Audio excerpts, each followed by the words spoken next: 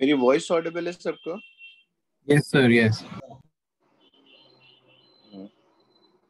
Actually मैं एक आपके पुराना मीटिंग जनरेटेड है उस पे 3 to 4:30 की दूसरे आईडी पे, मैं उस पे वेट कर रहा था आपका, फिर मुझे ध्यान आया कि नहीं शायद चेंज हो गया है, तो 1-2 मिनट तो मैं वहीं वेट करता रहा, फिर ध्यान आया। ओके, होता है कभी कभी। तो आज के लिए कुछ अपना एजेंडा था कि आज ये करना है या ये करना है, या ये सर आपने बोला था आप जो चैप्टर आपने थर्मोडायनामिक्स करा, आपने हीट ट्रांसफर का सॉल्व करने को बोला था, और ने भी कहा था कि आप वेव्स का भी डिस्कस करोगे।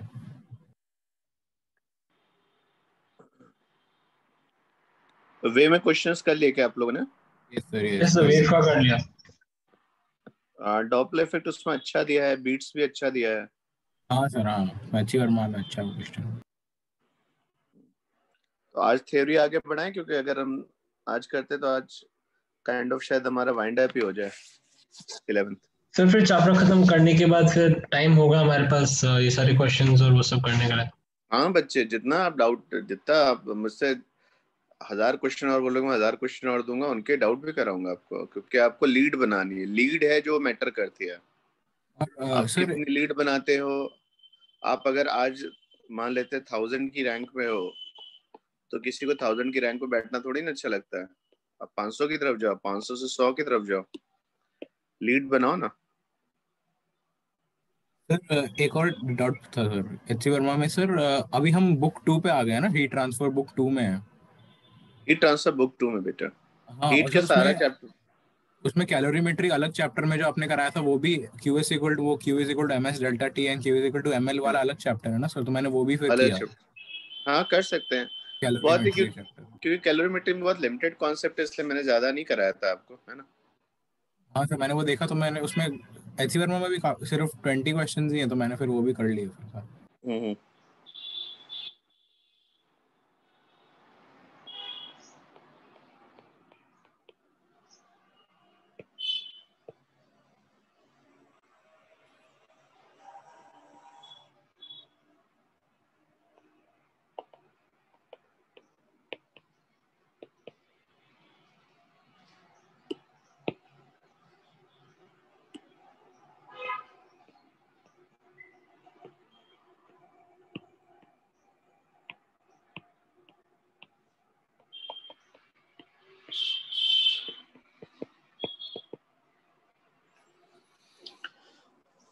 बेटा अब अच्छे से देखो, यहाँ पे बहुत स्ट्रेट सा डिस्कशन आता है कि जो कॉन्सेप्ट है बेटा यहाँ पर कि कूलिंग वैसे मैंने आपको लास्ट में बताया कि जब भी बॉडी का टेम्परेचर सराउंडिंग से ज्यादा होगा तो आपकी बॉडी के यहाँ पे कूलिंग मिलेगी, है ना। पर एक लॉ बनाया गया जिसको न्यूटन ने दिया आपको, न्यूटन कूलिंग लॉ। और न्यूटन कूलिंग लॉ बेसिकली एक शर्त के साथ आता है। शर्त यह है कि जब भी बॉडी को आप ऐसे रखें, temperature difference between surrounding and body is negligible. इसका मतलब समझे, जैसे सराउंडिंग अगर 40 पे हो और ये 41 पे हो, तो ये हाई टेम्परेचर पे भी है और डिफरेंस भी कम है। ऐसा अगर होता है तो बच्चे हम लोग न्यूटन कूलिंग लॉ लगाते हैं। सराउंडिंग का टेम्परेचर मैं TS मान लेता हूँ और बॉडी का टेम्परेचर TB लिखता हूँ। ये इंस्टेंटेनियस है। नो डाउट बॉडी अगर ठंडी होगी तो धीरे धीरे उसका टेम्परेचर कम होता जाएगा, और मैं मान लेता हूँ कि TB की वैल्यू TS से थोड़ी ज्यादा है। दिख रहा है? There is some difference between temperature of body and surrounding, but that temperature difference is negligible. Okay, तो अब मैं बॉडी से पूछूं बच्चे तुम्हारे तरफ से जो हीट मिलेगी डिक्यूबिलिटी जो नेट होगा, तो एक तो आप एमिशन दे रहे होंगे, है ना, कुछ तो आप एमिट करोगे और कुछ आप एब्जॉर्ब कर रहे होगे। जो एमिशन और एब्जॉर्ब का डिफरेंस होता है बच्चे, वही नेट आपकी हीट होगी, है ना। एमिट जो आप करोगे वो किन फैक्टर्स पे डिपेंड करेगा? आपकी बॉडी से एमिट होने वाली जो हीट होगी वो डिपेंड करेगी आपके एरिया पे temperature of the body to the power 4, sigma से मल्टीप्लाई करेंगे तो ब्लैक बॉडी होती तो सिग्मा है टीवी टू पावर 4 एमिशन होता है, नॉर्मल बॉडी थोड़ा सा कम एमिशन देगी। याद आ रहा है एमिसिविटी पढ़ाया था? यस एमिसिविटी है। एट द सेम टाइम ये सराउंडिंग में जो बॉडी है, सराउंडिंग में जो एटमॉस्फेयर है उसके रेडिएशंस भी एब्जॉर्ब कर रही होगी। अभी जो रेडिएशन एब्जॉर्ब करेगी डिपेंड करेगा बॉडी का एरिया क्या है, सराउंडिंग का टेम्परेचर क्या है, सिग्मा, और एब्जॉर्प्शन का एक पार्ट आएगा, जितना आता है उस पे उसका एक परसेंट ही वो एब्जॉर्ब करती है। तो ये डिक्यूबिलिटी एब्जॉर्प्शन आ गया। क्लियर? तो मैं पूछूं बॉडी के लिए नेट हीट फ्लो कितना होगा? तो नेट हीट फ्लो हो जाएगा बच्चे sigma E A TV to the power 4 minus sigma E A T S to the power 4। सबको क्लियर है? ई और ए क्या होते हैं बच्चे? सेम होते हैं, लास्ट टाइम पे बात हुई थी। एमिसिविटी और एब्जॉर्प्टिव पावर सेम होते हैं, तो आप एक ही लिखिए और इसमें से सिग्मा ई ए कॉमन ले लीजिए और ब्रैकेट में बच्चे क्या आ जाएगा? TV to the power 4 minus T S to the power 4। ये बॉडी का नेट हीट फ्लो है। क्या नेट हीट फ्लो आउटवर्ड है? यस सर, आउटवर्ड मतलब क्योंकि बॉडी का टेम्परेचर ज्यादा है तो आप रिलीज ज्यादा करोगे और एब्जॉर्ब कम करोगे। आपने एक सिंपल सी बात रखी, सिग्मा ई ए लिखा और जब आपने देखा तो ये पाया कि T S to the power 4 तो है पर बॉडी का टेम्परेचर भी सराउंडिंग से थोड़ा ही ज्यादा है। इसमें से कुछ कॉमन ले सकते थे। T S to the power 4 अगर कॉमन लेते हो, sigma E A T S to the power 4 common लेते हो तो ये वाले बच्चे इधर 1 आ गए, इधर 1 plus D T by T S to the power 4 आ गए। क्लियर? और इसको अगर सबको क्लियर है न्यूटन लॉ लिखने का पर्पस क्या है? पर्पस ये है बच्चे यहाँ पर कि आप इसको प्रॉपरली यूज करें sigma E T S to the power 4। जब dt की वैल्यू, डिफरेंस की वैल्यू सराउंडिंग से कम है तो बाइनोमियल में 4 अंदर ट्रांसफर कर सकते हैं। ये वैल्यू हो जाएगी 4 dt by T S minus 1। कुछ कैंसिल होगा? हाँ सर, यहाँ से आपका 1 1 कैंसिल, तो रिलेशन बहुत प्यारा सा आ गया। जो नेट रेट ऑफ कूलिंग है वो किस पे डिपेंड करेगा? Sigma E A T S to the power 4 into 4 divide by T S into D T. क्या आपको लगता है बच्चे ये बात, ये जितना पूरा टर्म है पूरा कांस्टेंट है? सिग्मा कांस्टेंट होता है, ई कांस्टेंट होता है, ए कांस्टेंट होता है, सराउंडिंग का टेम्परेचर भी जब बॉडी ठंडी होगी तो कांस्टेंट होगा। तो ये वैल्यू बच्चे कितनी होगी? 4 sigma E A T S cube into D T. 4 sigma E A T S cube बेटा को पूछे तो कांस्टेंट आ गया ना। और डी टी किसके इक्वल होता है? तो आप बोलोगे TB minus T S. Sir D T TB minus T S, देखो बच्चे dt की वैल्यू अगर यहाँ से पूछे तो टीवी माइनस टी एस आएगी नहीं आएगी? yes, तो yes. आपका जो ये लॉ आया है वो बहुत सिंपल सा है। बोलो बच्चे, रेट ऑफ कूलिंग या rate of heat release is proportional to the temperature difference. Done? Sir एक क्वेश्चन। हाँ बेटा बताइए। सर अगर सराउंडिंग और सिस्टम में वैसी टेम्परेचर डिफरेंस बहुत ही कम है तो लाइक कूल होगा ही क्यों? वो लाइक कूल होने की जरूरत ही नहीं है। हाँ मैं भी वही पूछ रहा था। टेम्परेचर है उनका। नो डाउट बच्चे, देखो शायद आपको सबको पता है कि टेम्परेचर डिफरेंस, देखो दो चीजें होती हैं। एक आप सॉल्व करते, अगर मैं इसको रियल लॉ में सॉल्व करूंगा तो पावर 4 में आएगा, फिर उसको सॉल्व करने की हाई लेवल और मैथमेटिक्स चाहिए होगी। एक ऐसा लॉ जो सबको समझ में आ जाए, है ना, तो वो न्यूटन ने बनाया। और जो भी आपका बिहेवियर आता है न्यूटन कूलिंग लॉ के आसपास ही आता है। तो जब आप लोग इंजीनियरिंग में जाके एक्सपेरिमेंट करोगे ना न्यूटन कूलिंग लॉ का, तो आप देखोगे तो ऑलमोस्ट सिमिलर रिजल्ट्स ही आते हैं। ठीक है, तो मैथ्स को इजी करने के लिए किया गया है बच्चे, अदरवाइज तो फिर टीवी तो एक्स टू पावर 4 के इंटीग्रेशन तो आपने पढ़े भी नहीं होंगे, यस सर। तो थोड़ा सा टफ हो जाता है। सॉल्व वो भी होता, पर चीजों को सिंपल करने के लिए 1 मिनट टाइम देंगे तो मैं आपको समझाता हूँ अभी, है ना। Yes sir. अब आपकी बॉडी से जो हीट बाहर की तरफ जाती है, आपको हीट से नहीं बात समझ में आती, आपको बात समझ में आती है टेम्परेचर से। डी क्यू, अगर किसी बॉडी से dt टाइम में डी क्यू हीट निकालते हो तो क्या उसको ms dTV लिख सकते हो? सिंपली बच्चे मैंने एक तरीका निकाला जिसमें डी क्यू का ms dTV से रिप्लेस कर दिया। क्लियर? Okay sir. ये ms डेल्टा थीटा हुआ ना बॉडी का टेम्परेचर, dTV मतलब क्या, change in temperature of body, तो minus ms dTV by dt is equal to c into tv minus ts आ गया। Yes sir.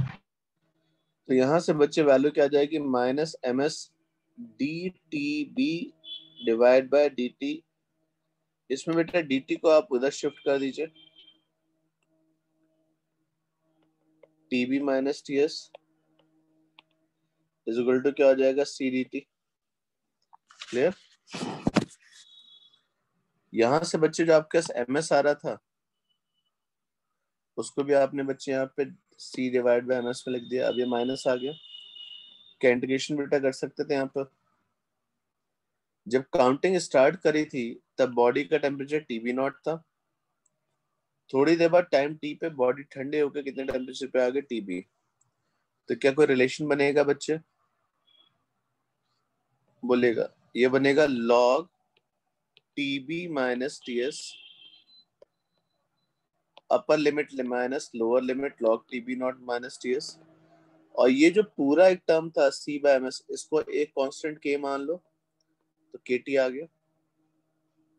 इसको ठीक से लिखोगे तो log a minus log b सबको क्लियर है किसका इक्वल होता है, log a बाय b, तो tb minus ts divide by tb not minus ts equal to minus kt।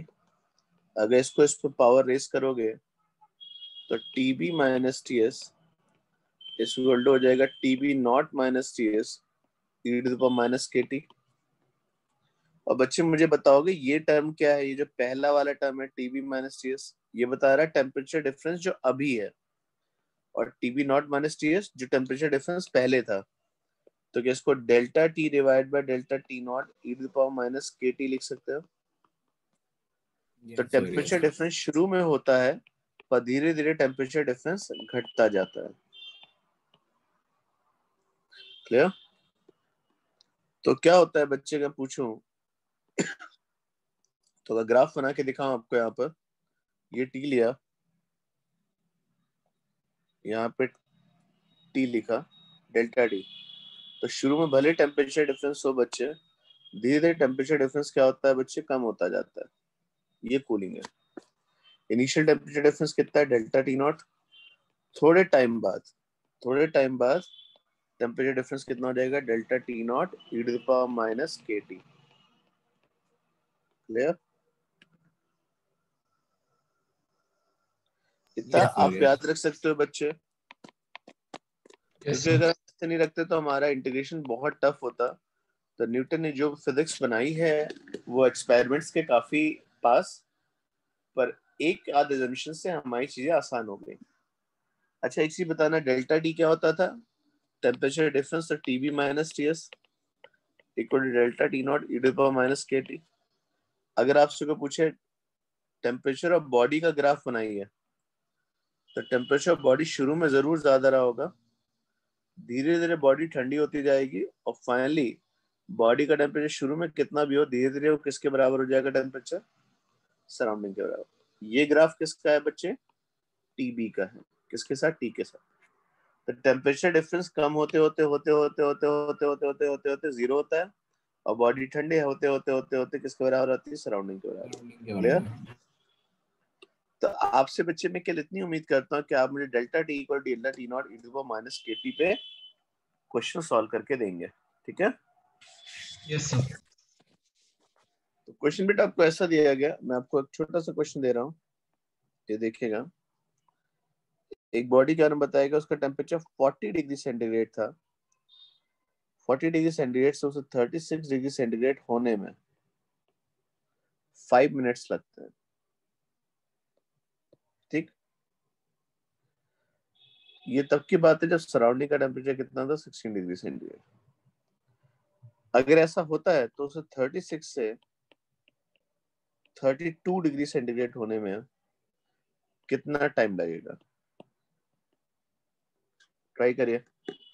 40 से 36 होने में, अब बच्चे आप ये बोल सकते हैं कि तो डिफरेंस बहुत बड़ा है, वो ये बोल देंगे आपसे assuming Newton's cooling law is applicable। Okay, real cooling Newton से डिफरेंट होगी, पर न्यूटन कूलिंग लॉ मॉडल ही हम पढ़ सकते हैं। चलिए बताइए, लॉ क्लियर है? Delta T equal delta T not E to the power minus K T.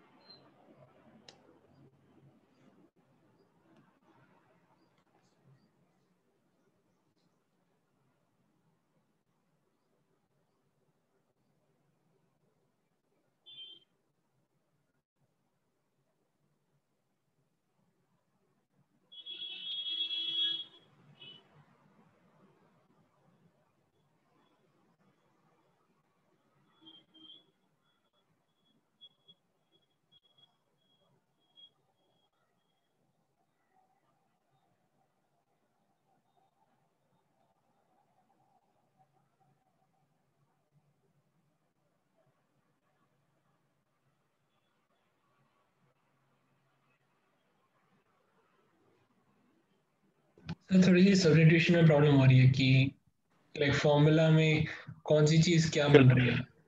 चलो बेटा, एक क्वेश्चन मैं कराता हूँ ना आपको, फिर एक और क्वेश्चन दूंगा, ठीक है? Yes sir, yes sir. अगर मैं पूछूं टी इक्वल टू 0 टाइम पे टेम्परेचर डिफरेंस कितना था, तो बॉडी 40 पे थी और सराउंडिंग 16 पे थी, तो temperature difference T equal to 0 पे 24 था। 5 मिनट बाद टेम्परेचर डिफरेंस कितना हो गया? सर 20 हो गया। क्लियर? सर लाइक 40 माइनस, अच्छा ओके। पहले 40 था तो सराउंडिंग 16 पे थी, तो डिफरेंस 24 का था। Yes sir. थोड़ी बस बॉडी खुद 36 पे आ गई, सराउंडिंग 16 पे, तो डिफरेंस कितने का हो गया? 20। तो क्या बच्चे यहाँ पे डेल्टा टी, ये टी नॉट हो गया ना, इनिशियल टेम्परेचर डिफरेंस, तो delta T equal to delta T not E to the power minus K T लिख सकते हो। बोलो बच्चों, तो डेल्टा टी नॉट कितना है बच्चे? 24। टेम्परेचर डिफरेंस अब कितना हो गया? 20 ई to the power minus K T. तो ई to the power K T की वैल्यू बच्चे कितनी आ गई? 24 divide bye 20, 1.2। Clear? Yes sir. अब अगर जरूरत पड़े तो लॉग ले लीजिए, तो के टी कितना हो जाएगा बच्चे? लॉग 1.2। क्लियर? अब 36 से 32 होने में बताइएगा, टी को 0 पर टेम्परेचर डिफरेंस कितना था? 24 था। थोड़ी देर बाद, कुछ टाइम बाद टेम्परेचर डिफरेंस कितना हो जाए? सर टेम्परेचर बॉडी का 32 हो जाए। अगर टेम्परेचर बॉडी का 32 हो जाए, डिफरेंस कितना रह जाएगा? 16 रह जाएगा ना।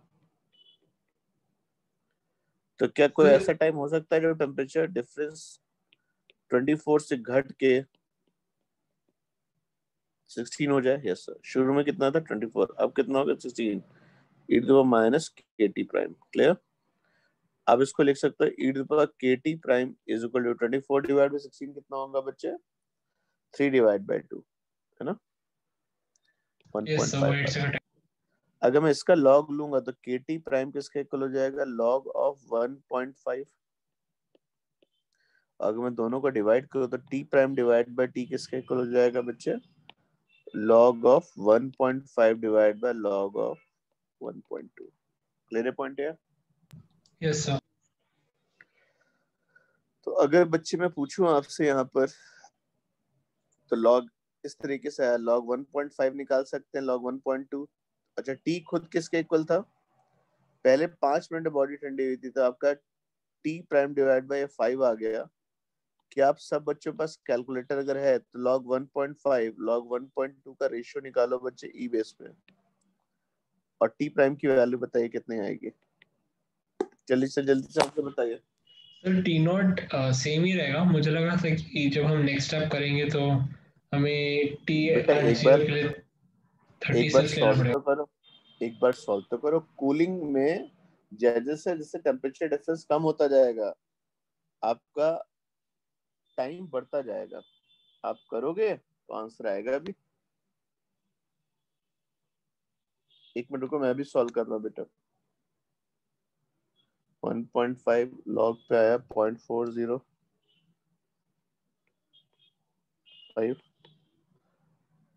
1.2 पे आया बेटा 0.182, ठीक है ना। तो 5 इंटू 0.405 डिवाइड बाय 0.182, तो आपका 11.12 है,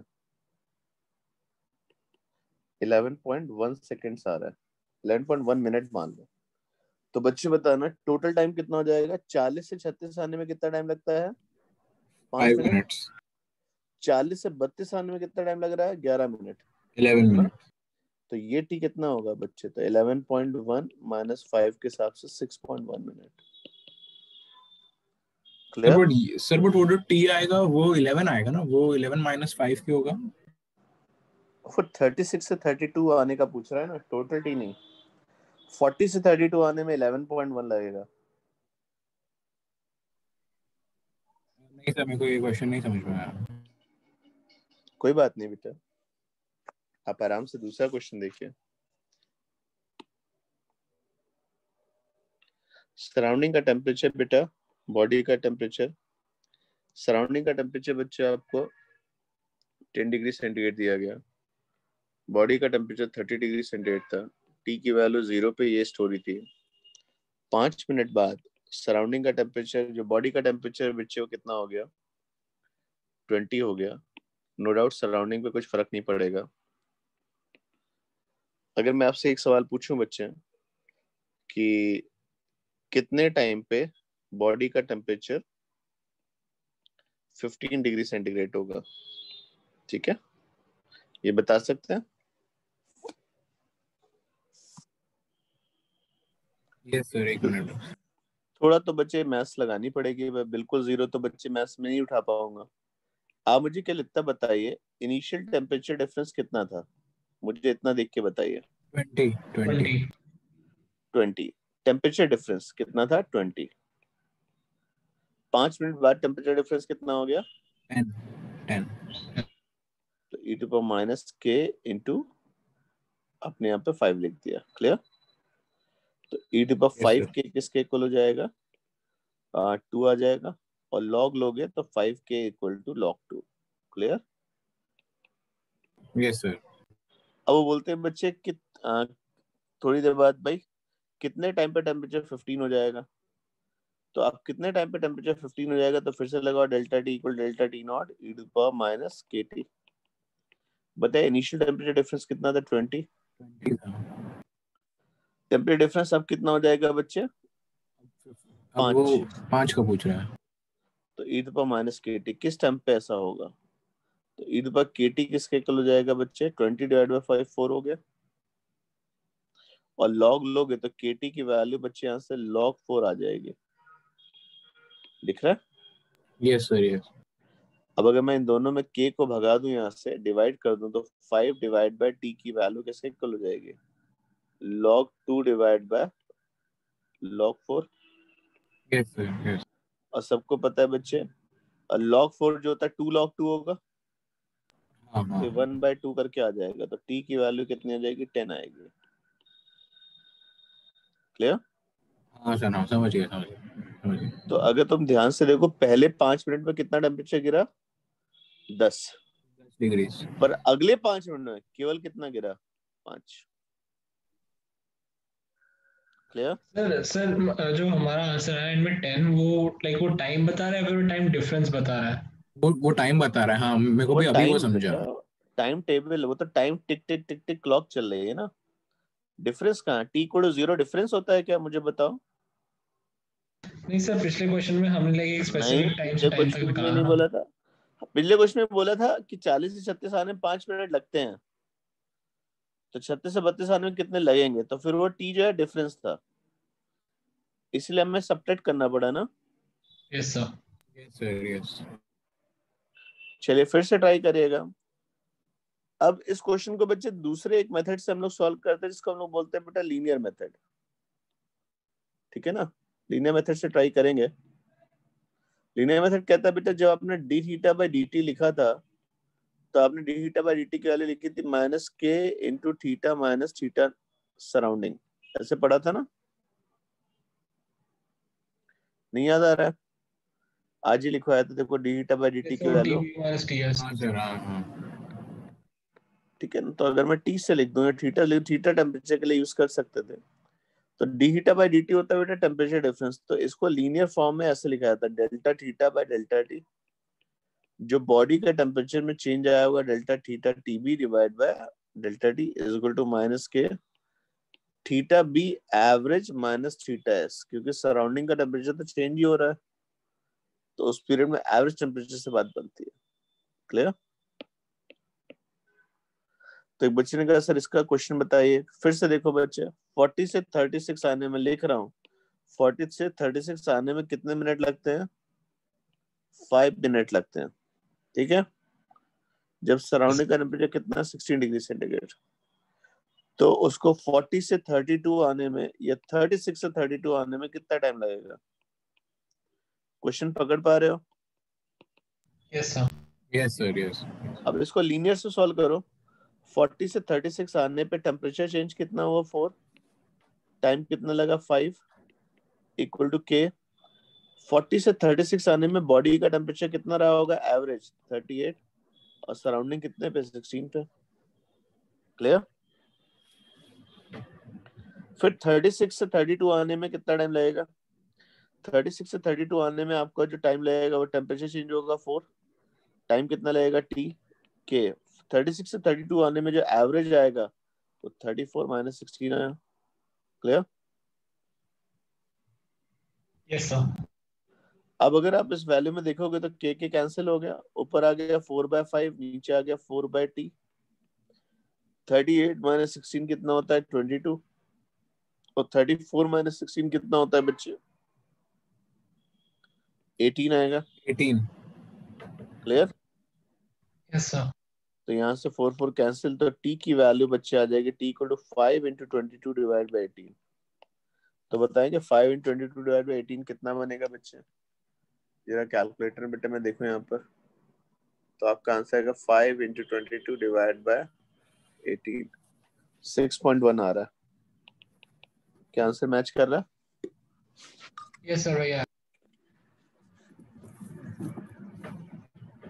ठीक है, ये सर पहले वाले का आंसर। सर अब मुझे समझ गया लीनियर मेथड और वो वाले दोनों मेथड, पर हमने एवरेज क्यों लिया, ये मतलब एवरेज भी लिया और उसे कैसे सॉल्व किया मुझे वो समझ में आ गया, बट हमने बच्चे एवरेज लीनियर में क्यों क्या लिया? होगा, बॉडी का टेम्परेचर जब उस रेंज में चेंज होगा, तुम एक इंटरवल में चेंज करोगे, तो बॉडी का टेम्परेचर यहाँ कौन सा रखोगे, यहाँ थीटा बी लिखा जाता था ना।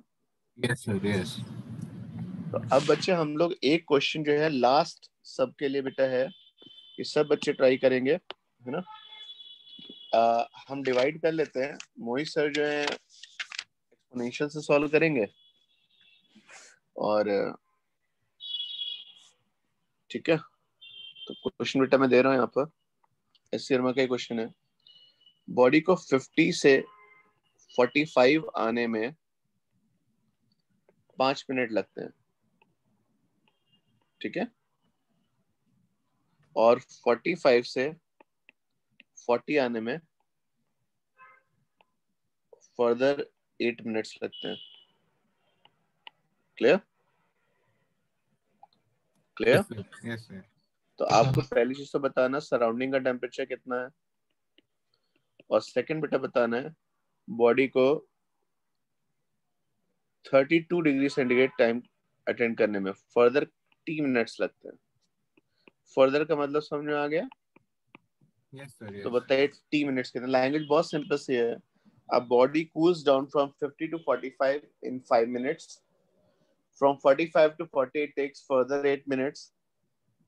Can we suggest the temperature of surrounding?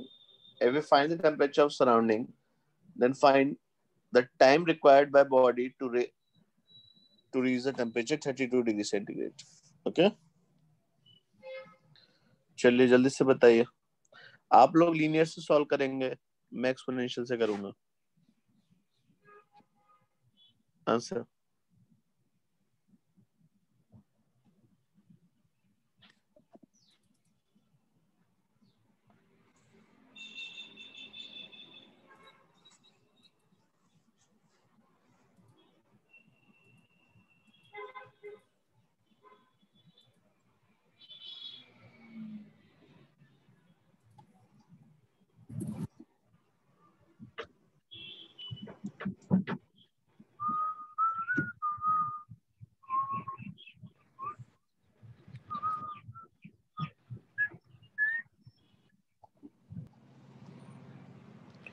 Akhil, whistling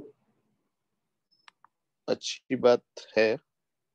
sir मैं नहीं कर रहा क्लास था। में सर मैं नहीं जो भी था। कर रहा था।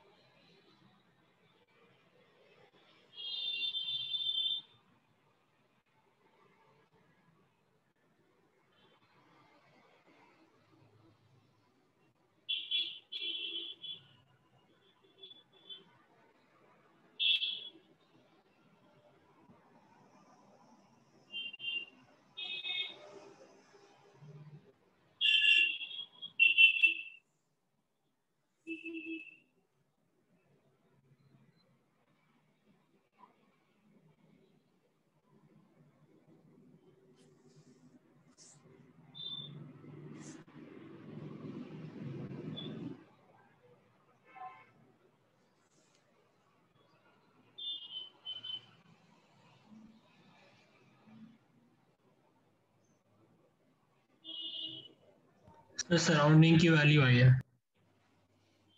क्या आंसर आ रहा है बेटा? सर आई थिंक 34 के आसपास आ रहा है। ठीक है, और 32 मुझे भी बताया। सराउंडिंग की वैल्यू आ गई।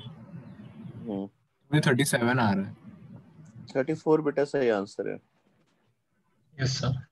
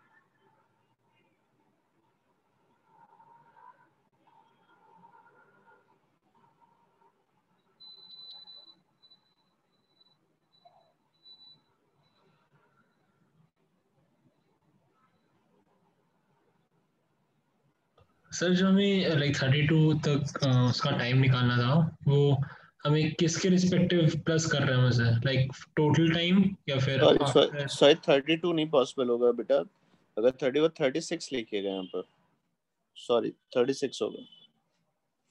जब सराउंडिंग का टेम्परेचर 32 आ रहा है आपका, 32 तो कहीं पहुंचेगा ही नहीं, उसे 36 बात तो सही लिखिएगा, है। 36।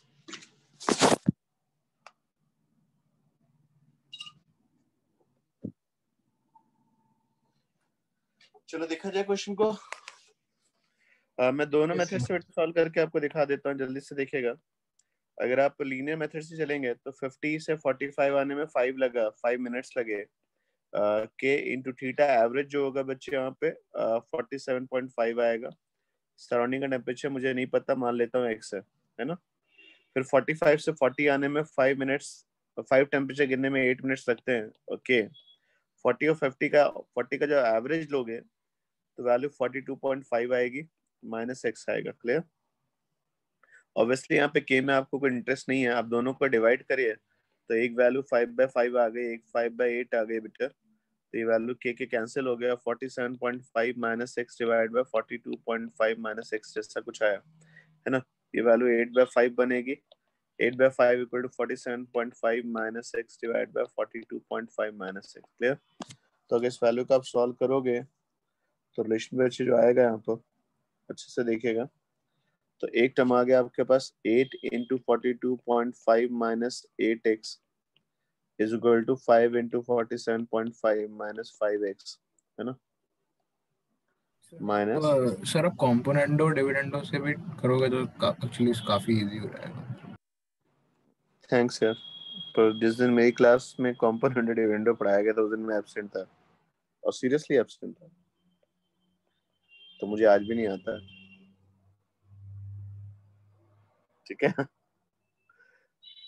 जल्दी से मेरे को एड्रेस आपको वैसा नहीं बोलना था, मतलब ना बच्चे, मैं सीरियसली बता रहा हूँ, एब्सेंट था उस दिन।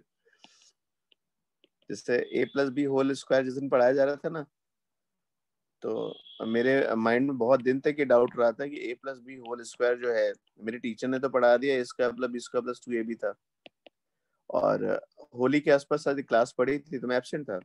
तो मेरे माइंड में तो बहुत दिनों तक ये रहा कि a plus B whole square तो a square plus B square ही होना चाहिए ना, इट्स सिंपल, ये 2ab कहाँ से आ गया। इसलिए कहते क्लास एब्सेंट नहीं करनी चाहिए, नहीं तो फिर गड़बड़ जाता है। तो ये वैल्यू आ गई 340 माइनस 237.5। सर 102.5।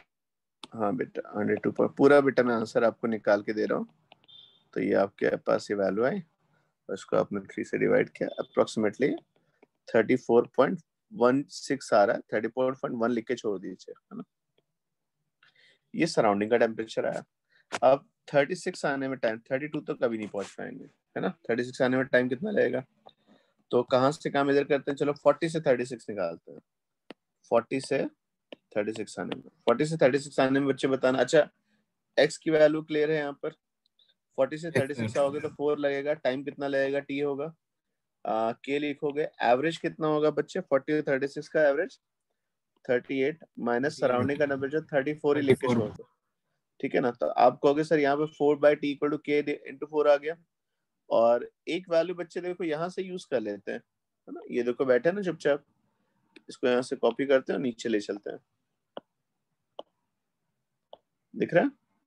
क्योंकि के में अपने को इंटरेस्ट नहीं है तो डिवाइड मार दो, तो 4/t आ जाएगा, के कैंसिल हो जाएगा, ऊपर 4 आ जाएगा और नीचे आ जाएगा 47.5 माइनस एक्स 47.5, और x की वैल्यू कितनी है 34, तो क्या यहाँ से टाइम की वैल्यू निकल जाएगी। यस सर, टाइम कितना हो जाएगा 47.5 माइनस 34। बोलो बच्चे कितना टाइम लगा, 13.5 मिनट्स।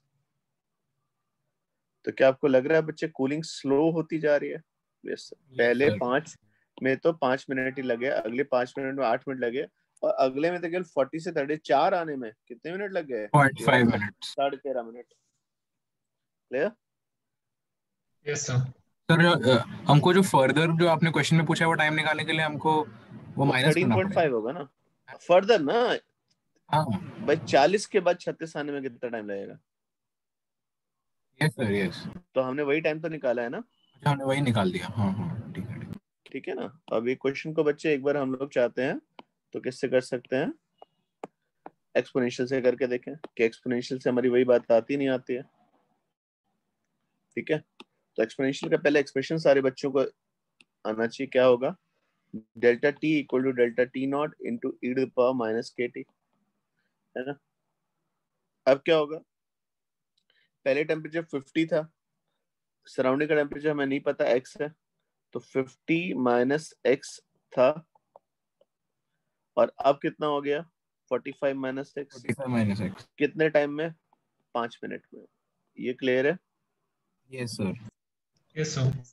अच्छा बच्चे, शुरू में कितना था सर, 50 माइनस एक्स था, फिर थोड़ी देर बाद कितना हो गया, 40 माइनस एक्स हो गया, कितने टाइम में, ई टू द माइनस 13 के। समझ आया माइनस 13 के क्यों आया, यस सर, क्योंकि उसको वहाँ पे इनिशियल 13 इनिशियल से काउंट कर रहे हैं शेयर से काउंट कर रहे हैं हम, 5 ना। + 8 हो जाए। हाँ, तो अब बच्चे क्या होता है यहाँ पे, अगर तुम्हें सॉल्व करना है तो भाई यहाँ पे आपके पास वैल्यू आ जाएगी ई टू द पावर 5 के, ई टू द पावर 5 के की वैल्यू कितनी आ जाएगी, 50 minus X divide bye 45 minus x, और ई टू द पावर 13 के किसके इक्वल हो जाएगा बच्चे,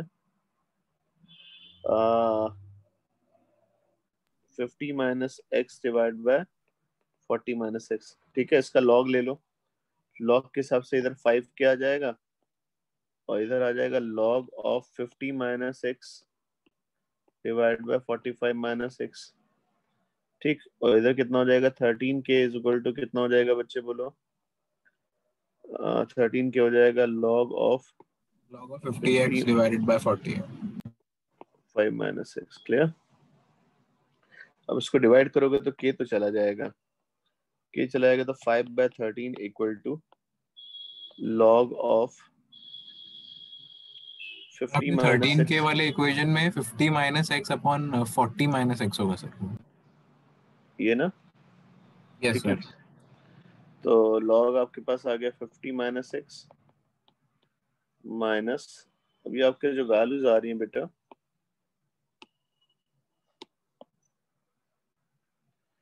थोड़ा मेहनत वाला काम हो गया बेटा, डाटा थोड़ा सा हमने यूजर फ्रेंडली नहीं लिया है। 5/13 कुछ कैंसिल हो जाता ना तो बात बनती है अच्छे से, लेकिन आप ट्राई करिएगा इसको, आप x की वैल्यू देखिएगा, आपको मिलेगी इसमें log 50 minus X, log a by B, log a minus B आ जाएगा, log 40 माइनस एक्स, इधर आ जाएगा log 50 minus x minus log 40 minus x. थोड़ा सा आपका इस केस में एक्सपोनेंशियल वाला टफ वर्ड है ना। Yes sir. हाँ सर, तो बेस्ट लीनियर ही है ना, मतलब हर सिनेरियो में। नहीं नहीं, आपको मैंने दिखा दिया लीनियर, उसके दोनों के आंसर बेटा क्या होते हैं, ऑलमोस्ट सेम ही आते हैं। Okay, okay sir, okay. Yes sir. Yes sir, yes. ठीक है, तो ये 6.1 मैंने आपको दिखाया था, आप स्ट्राइक करेंगे तो बात बनेगी इसमें, हालांकि थोड़ी सी मेहनत, थोड़ी सी दूर रह गए हम लोग यहाँ पर। कोई ट्रिक बन पाती, log a minus B, log a by B, log a minus B, log 13/5।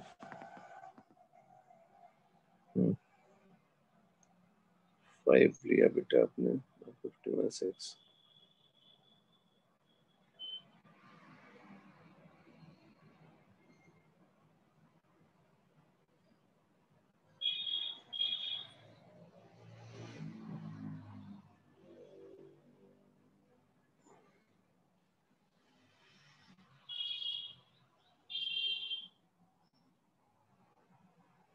ठीक है बेटा, इसमें ये रास्ता थोड़ा सा लेंदी है, तो एक तरीके से समझ लीजिए, इसमें सराउंडिंग का टेम्परेचर का नहीं पता हो तो लीनियर से ही जाइएगा, है ना। Yes sir. सराउंडिंग का यस टेम्परेचर सर। पता हो तो फिर लीनियर नॉन लीनियर दोनों सेम है। Done. Yes sir. Yes sir. Next बेटा डिस्कशन आता है आपका यहाँ पर, जो हमारे पास पार्ट आता है, हमने जो क्लास में अभी तक डिस्कशन पढ़ लिया, कैलोरीमेट्री हो गया, हीट ट्रांसफर हो गया, थर्मल एक्सपेंशन हो गया, है ना, और ट्रांसफर में बच्चे हमने केटीजी ट्रांसफर, हमने कंडक्शन रेडिएशन दोनों ही अच्छे से पढ़ लिया। Okay, yes sir. अब अगला जो टॉपिक आता है बच्चे, वो बेसिकली हमारे पास सब कुछ है, तो मैं इसके नोट्स आपको अलग से ही देता हूँ इसमें। ठीक है, तो अभी 2 चैप्टर हैं बच्चे, दोनों क्लब करके आते हैं, है ना। दोनों चैप्टर को बच्चे मैं यहाँ पर आपको साथ में पढ़ा रहा हूँ। केटीजी जो आपने केमिस्ट्री में शायद अगर अभी तक पढ़ लिया होगा तो बिल्कुल वैसा ही है, इनफैक्ट केमिस्ट्री से थोड़ा इजी ही है यहाँ पर, है ना। हाँ सर, केटीजी केमिस्ट्री में पढ़ लिया है। चैप्टर्स हम एक्चुअली अलग अलग हैं। नहीं बेटा ऑलमोस्ट सेम ही है, मतलब बहुत ज्यादा डिफरेंस नहीं है। फिजिक्स में थोड़ा सा इजी रखते हैं चीजों को, जैसे वहां पर बहुत ही जैसे रियल गैस के बारे में पढ़ना चाहते हैं आप। Yes, physics sir. में क्या है, बहुत स्पेसिफिक है, नहीं हमें आइडियल गैस ही पढ़ना है ना। Okay, sir. उस चीज के चलते वो चीज थोड़ी सी इजी हो जाती है। फिजिक्स में assumptions लिए गए हैं, वहां पे assumptions बहुत रियल के लिए पढ़ा गया है। तो शुरू करें। काइनेटिक थ्योरी ऑफ गैसेस को पूछे क्या है बेसिकली, तो देखो आपसे अगर पूछो तो सॉलिड्स के बिहेवियर के लिए आपने इलास्टिसिटी पढ़ लिया, फ्लूइड्स के बिहेवियर के लिए आपने फ्लूइड चैप्टर पूरा का पूरा पढ़ा।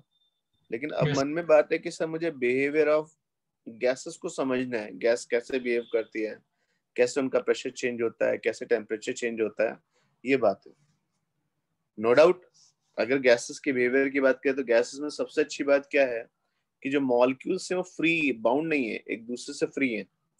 अगर आप एक कंटेनर लें, उस कंटेनर के अंदर आप क्या करें, गैस को फिल करें, सबको पता है बच्चे जो मॉलिक्यूल्स है वो रैंडमली इधर उधर भाग रहे हैं और एक दूसरे से कोई बातचीत भी नहीं करता है, क्योंकि अगर ये बात करते होते इंटरमॉलिक्यूलर फोर्स होते तो या तो ये लिक्विड होते या फिर सॉलिड होते। तो ये जो गैस का कैरेक्टर है ये बेसिकली इन मॉलिक्यूल्स के मोशन पे डिपेंड करता है ना, ये कैसे भाग रहे हैं। और अगर हम बिहेवियर ऑफ गैस को बच्चे पढ़ना चाहते हैं तो 2 चीजें हैं, या तो मैक्रोस्कोपिक लेवल पे पढ़ें। मैक्रोस्कोपिक लेवल मतलब एक बड़ा सा सिलेंडर लिया, उस पर लिखा है प्रेशर इतना है, टेम्परेचर इतना है, वॉल्यूम इतना है। या फिर हम उसको किस पे पढ़ना चाहें, माइक्रोस्कोपिक लेवल पे, वो कैसे हैं, कैसे मॉलिक्यूल्स भाग रहे हैं, उनका मोशन कैसा है। तो माइक्रोस्कोपिक लेवल पे बिहेवियर ऑफ गैस को पढ़ने के लिए हमने मॉडल डेवलप किया, इसको हम लोग क्या बोलते हैं बेटा, काइनेटिक थ्योरी ऑफ गैस। तो इसमें क्या है बेटा, कुछ एजम्पशंस हैं। सर ये तो चैप्टर तो बाद में शुरू हुआ, एजम्पशन पहले ही कैसे आ गया। एजम्पशंस बेटा ऐसे, क्योंकि देखो रियल में तो किसी ने गैस के मॉलिक्यूल्स को देखा नहीं है ना। हमने उसके नेचर को समझ के कुछ हाइपोथेसिस दी और वो हाइपोथेसिस सही बैठी, तो हमने कहा ठीक है हम इसको ही पढ़ेंगे। हाइपोथेसिस एजम्पशन से बच्चे कुछ पॉइंट्स हैं सिंपल सिंपल से। पहला पॉइंट जो बच्चे आपके पास आता है कि जब भी गैस की बात करेंगे तो जो साइज ऑफ मॉलिक्यूल होता है वो बहुत ही छोटा होता है उनकी सेपरेशन के बीच में, या फिर उनकी जो भी डायमेंशन आती है उसके कंपैरिजन में। तो अगर को पूछे क्या हुआ तो 2 चीजें याद रखिएगा। अगर मेरे पास मॉलिक्यूल है, उसका अपना रेडियस आर है, ये दूसरा मॉलिक्यूल है उसका रेडियस आर है, और इनके बीच का डिस्टेंस कितना है बच्चे, डी है।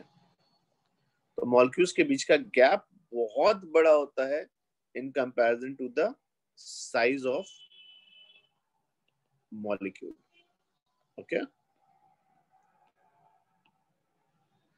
इसका बेनिफिट क्या मिला, इसका बेनिफिट ये मिला बच्चे कि 2 चीजें होती हैं। एक होता है volume of molecules. Sir volume of molecules का मतलब समझाइए क्या हुआ बच्चे। अगर मैं गोल गोल मॉलिक्यूल मान लो तो उसका वॉल्यूम कितना होगा, 4πr³/3। कितने मॉलिक्यूल्स हैं, n मॉलिक्यूल्स हैं। और एक होता है बच्चे वॉल्यूम ऑफ कंटेनर। कंटेनर का वॉल्यूम, अरे जो तुमने कंटेनर लिया उसका कुछ तो डायमेंशन होगा। मान लेते हैं अगर ए साइड की बात की जाए, क्यूब है, ए क्यूब आ गया। समझ में आया, मेरे पास एक ही डायमेंशन का मैंने क्यूब बनाने की कोशिश करी, ठीक। अब 2 चीजें हैं, एक तो इस कंटेनर का वॉल्यूम है, ठीक, और एक जो छोटी छोटी बॉल जो अंदर भर रखी है उनका अपना वॉल्यूम है। ये बेटा हमारे फर्स्ट अजम्पशन में बात आती है कि जो कंटेनर का वॉल्यूम होता है वो बहुत बहुत बहुत बड़ा होता है in comparison to the volume of molecules. पहला अजम्पशन क्लियर है। ये सर ये केमिस्ट्री में किया था हमने, हम ऐसा याद है सर। हाँ सिमिलर है बच्चे, ठीक है ना। सेकंड आता है बच्चे कि जो मॉलिक्यूल्स होते हैं उनको हम एक स्फीयर की तरह मान के चलते हैं, और ये जो स्फीयर होते हैं ये रैंडम मोशन करते हैं, ये इधर उधर भागते हैं बच्चे। और इनका मोशन जो रैंडम है ना, जो रैंडम मोशन आपका आ रहा है बेटा यहाँ पर, इनका ये मॉलिक्यूल इधर जा रहा है, ये मॉलिक्यूल इस साइड जा रहा है, ये मॉलिक्यूल ऐसे जा रहा है, ये रैंडम मोशन होता है। ये जो बॉल्स आपने यूज करी स्फेरिकल है, इनका शेप स्फेरिकल है और इनका मोशन रैंडम है। सब मोशन रैंडम होने का मतलब क्या होता है बेटा, अगर मान लो मॉलिक्यूल की बात करोगे तो उसका वेलोसिटी होगी vxi cap plus vyj cap plus vzk cap. तो अगर पूछे उस मॉलिक्यूल की स्पीड क्या होगी, तो आंसर होगा under root of vx square plus vy square plus vz square. अगर स्पीड इतनी होगी बच्चे under root of vx square plus vy square plus vz square, तो बच्चे जब आप रैंडम की बात करते हो तो रैंडम का मतलब क्या होता है, जब कोई चीज रैंडम होती है तो सब चीजों को इक्वल फेवर करती है। तो अगर रैंडम होगी तो इसका मतलब उसकी x डायरेक्शन वाली वेलोसिटी, y डायरेक्शन वाली वेलोसिटी और z डायरेक्शन वाली वेलोसिटी सेम होगी, और ये तीनों कंपोनेंट सेम होकर किसके इक्वल हो जाएंगे, स्पीड बाय रूट 3। मॉलिक्यूल बिल्कुल इक्वल इंक्लाइंड वे में डायरेक्शन में चलेगा। क्लियर? Yes sir. ठीक है। दूसरी बात बच्चे यहाँ पे आती है कि भाई ये जो मॉलिक्यूल्स होते हैं क्या वो आपस में इंटरेक्ट करते हैं? एक मॉलिक्यूल इधर है, एक मॉलिक्यूल इधर है, एक मॉलिक्यूल इधर जा रहा है, एक मॉलिक्यूल इधर जा रहा है, सर क्या आपस में इंटरेक्शन करते हैं? Sir there is no interaction between them. Sir बिल्कुल भी नहीं होता, नहीं सर होता है, एक ही इंटरेक्शन के बीच में होता है, no interaction between them except collision. ये केवल टकराते हैं और टकराने के अलावा इनका आपस में इंटरेक्शन नहीं होता। अब सोचो अगर मेरे पास मॉलिक्यूल्स हैं, ऐसे मान लो स्प्रिंग से बंधे हुए हो, तो एक इधर जा रहा है, एक इधर जा रहा है, तो स्प्रिंग खिंचेगी, बढ़ेगी, छोटी होगी, तो पोटेंशियल एनर्जी चेंज होगी। जब आपस में कोई इंटरेक्शन ही नहीं होता है तो ध्यान रखना पोटेंशियल एनर्जी इज जीरो। इनकी आपस के इंटरेक्शन पोटेंशियल को हम लोग क्या मानते हैं, जीरो मानते हैं। Clear? Yes sir. Yes yes sir. Done? हाँ सर डन।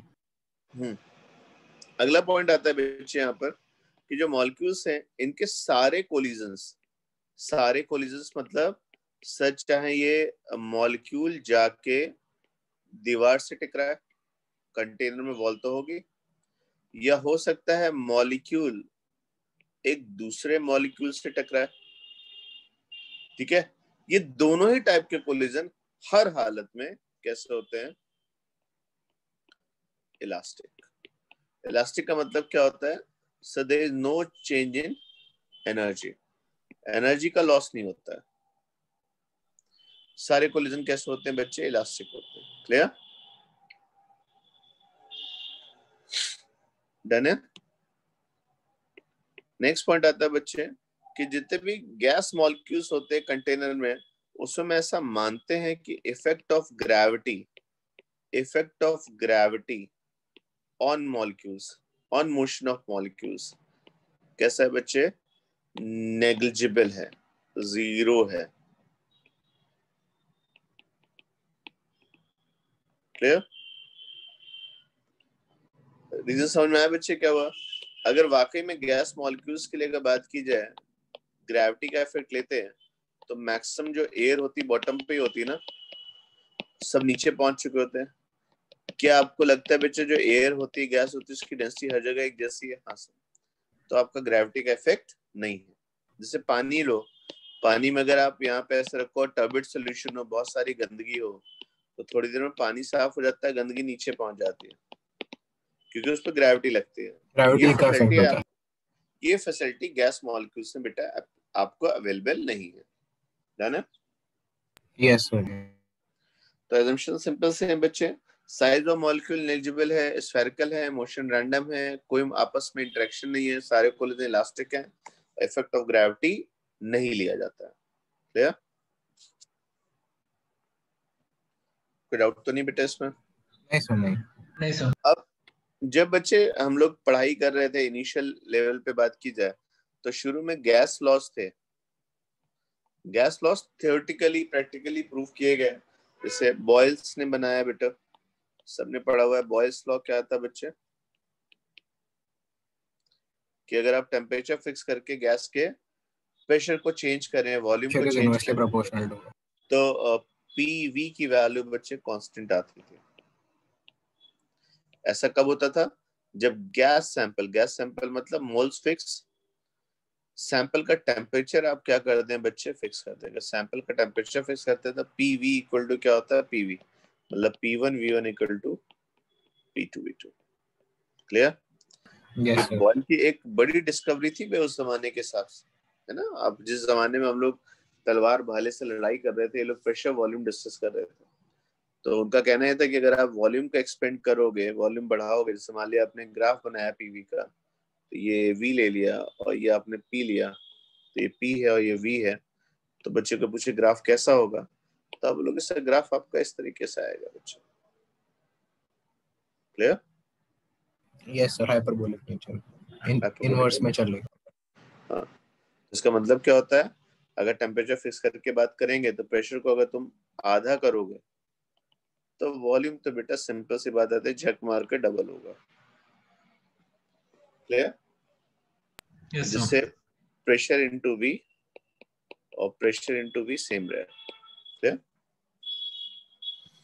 देन बॉयज के साथ साथ बच्चे फिर उस जमाने में आपका और भी लॉज दिए गए, चार्ल्स का लॉ है ना, वॉल्यूम इज प्रोपोर्शनल टेम्परेचर दिया गया, ठीक है ना। तो चार्ल्स लॉ की बात करें बच्चे तो सिंपल सा, ज्यादा नहीं मैं आपको पढ़ा रहा हूँ उस पर, क्योंकि ये केमिस्ट्री में आप ऑलरेडी पढ़े हुए हैं। Volume is proportional to temperature आता है, ठीक है। ग्राफ कैसा आता है बेटा, अगर प्रेशर को कांस्टेंट रखो, डायरेक्टली प्रोपोर्शनल। हाँ, तो जैसे जैसे आप वॉल्यूम बढ़ाते जाओगे वैसे आपका टेम्परेचर बढ़ता जाएगा। ये ग्राफ का है, नो डाउट ये ओरिजिन जैसी चीज इसमें नहीं होगी ना, क्योंकि जीरो टेम्परेचर भी नहीं होता, जीरो वॉल्यूम भी नहीं होता है, पर ठीक है, स्टार्टअप ऐसे सोच सकते हैं। क्लियर? Yes sir. तो बॉयस ने, चार्ल्स ने, गैलुसैक ने अब एक जगह बैठक करी, उन्होंने कहा यार हम लोग ऐसा करते हैं, एक आइडियल गैस लॉ बनाते हैं। तो आइडियल गैस लॉ बच्चे क्या बना कि pressure into volume divided by temperature. अगर गैस लीक नहीं कर रही है ना, ट्रैप्ड गैस है, तो P1V1 by T1 is equal to क्या होगा, P2V2 by T2। ये उसके लिए होगा बेटा जो क्लोज सैंपल होगा। अगर आपकी गैस नहीं रिलीज हो रही है तो प्रेशर भी चेंज हो सकता है। हाँ सर, पिस्टन लीजिए, दबा दीजिए। आपने क्या प्रेशर चेंज कर सकते हैं? हाँ सर, यहाँ पिस्टन था, ऐसे खटाक से नीचे ले आओ, तो क्या वॉल्यूम कम हो गया? हाँ सर। प्रेशर बढ़ गया? हाँ सर। टेम्परेचर बढ़ा सकते हैं? हाँ सर, हीटर से गर्म भी कर दो। तो you can change all three variables, but PV divide by T जो होता है बेटा कांस्टेंट होता है। क्लियर?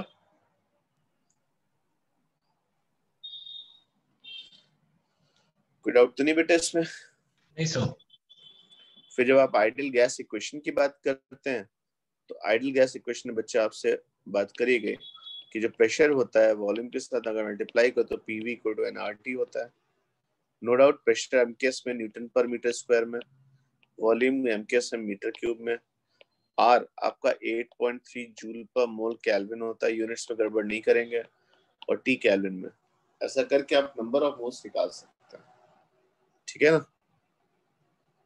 तो प्रेशर इनटू वॉल्यूम की वैल्यू बच्चे N into R into T आती है। अगर आपको कोई सैंपल दिया गया है तो आप उस सैंपल में PV कोड nRT इजीली आप फॉलो कर सकते हैं, है ना। Yes sir. यस।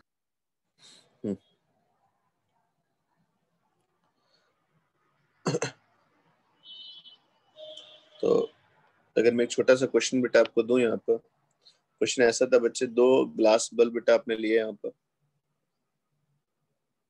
एक ग्लास बल्ब यहाँ लिया, एक ग्लास बल्ब यहाँ पे लिया, दोनों ग्लास बल्ब को बच्चे आपने एक नैरो पाइप से कनेक्ट कर दिया,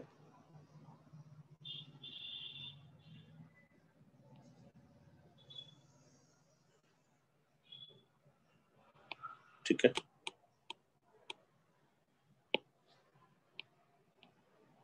ये आपस में कनेक्टेड थे।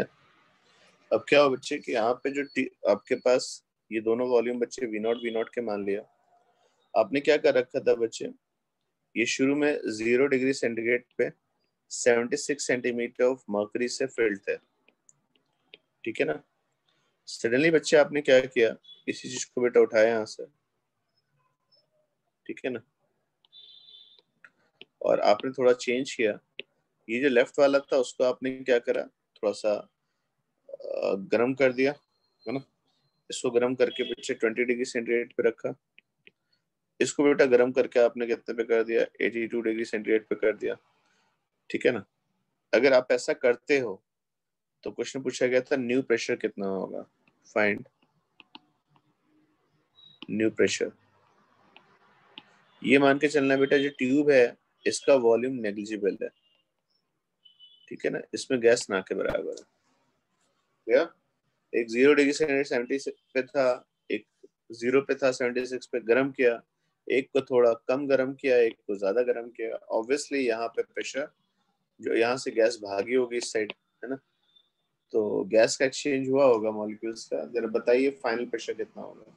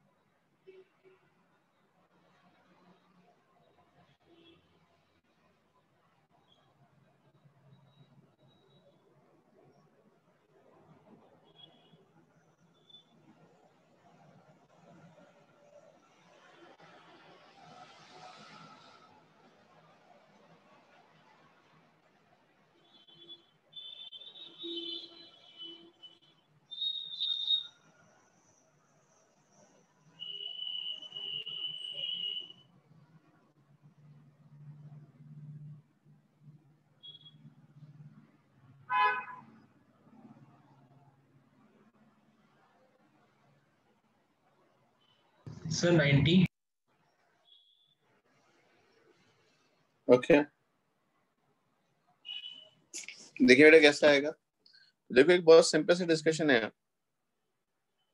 कि इसका पहले तो देखो कोई गैस का इधर से उधर फ्लो करने का रीजन नहीं था, क्योंकि प्रेशर सेम है, टेम्परेचर भी सेम है, तो थर्मोडायनेमिक इक्विलिब्रियम भी है, मैकेनिकल इक्विलिब्रियम भी है। पर तुमने क्या किया, इसको थोड़ा ज्यादा गर्म किया, इसको थोड़ा कम गर्म किया, तो गैस का फ्लो रहा होगा। पर एक चीज पक्की है, जो चीज यहाँ पे नहीं चेंज होने वाली है, नंबर ऑफ मोल्स टोटल है ना। तो अगर Yes, पहले पूछूं तो नंबर ऑफ मोल्स कितने होंगे, तो मैं बच्चे मेरे पास ये राइट है कि मैं चाहूं तो प्रेशर को 76 सेंटीमीटर मर्करी लिख के रखूं, क्योंकि मेरा आंसर भी फिर उसी में आएगा। लेफ्ट चैम्बर में 76 सेंटीमीटर मर्करी प्रेशर था, वॉल्यूम V नॉट था, R था, टेम्परेचर 273 था, तो इसमें मोल इतने थे। 76 था इंटू V नॉट था, इंटू R इंटू 273 था। सर दोनों मोल्स पहले बराबर थे, लेकिन अब थोड़ी देर बाद प्रेशर कितना हो जाएगा, P V not divide by R into 293। इसमें नंबर ऑफ मोल्स चेंज हो जाएंगे, और दूसरे बच्चे क्योंकि प्रेशर तो सेम ही होगा ना भाई। अगर बोलोगे अब गैस का फ्लो नहीं है, सेटल है चीजें, तो प्रेशर दोनों साइड सेम होगा, P into V not divide by R into बच्चे 273 प्लस 82 कितना बैठेगा, 355। कितना, 320। अच्छा नहीं सर, अलग से ले रहे, ठीक है। 355। डन है। तो अब इसमें से कोई पूछे कुछ कैंसिल हो सकता है, वी नॉट पूरा उड़ गया, R पूरा उड़ गया, जो चीज हमें नहीं चाहिए थी वो नहीं आ रही है, तो 76 डिवाइड बाय 273, तो 152 डिवाइड बाय 273 इधर आ गया, और नेक्स्ट वैल्यू आ गया p डिवाइड बाय 293 और p डिवाइड बाय 355। क्लियर? कि यहाँ से प्रेशर की वैल्यू सॉल्व कर सकते थे। डन है? Yes sir. ओके सर मुझे लगा कि दूसरी तरीके से करना है। मैंने क्या लिया, पहले में लाइक मैंने जैसे पी वी बाई टी को कांस्टेंट लेकर v equals to T by P into constant किया, और मैंने उनको इक्वेट किया था सर। फाइनल आंसर क्या है? लाइक शायद मेरा अभी भी आसपास का ही होगा आंसर। अब बेटा सॉल्व करोगे तो आ जाएगा आंसर ना, थोड़ा सा जल्दी चले। यस। अब नेक्स्ट क्वेश्चन बेटा आपको ऐसे दिया गया, इधर अच्छे से देखिएगा, मैं 1 मिनट में आपको क्वेश्चन सेंड करता हूँ।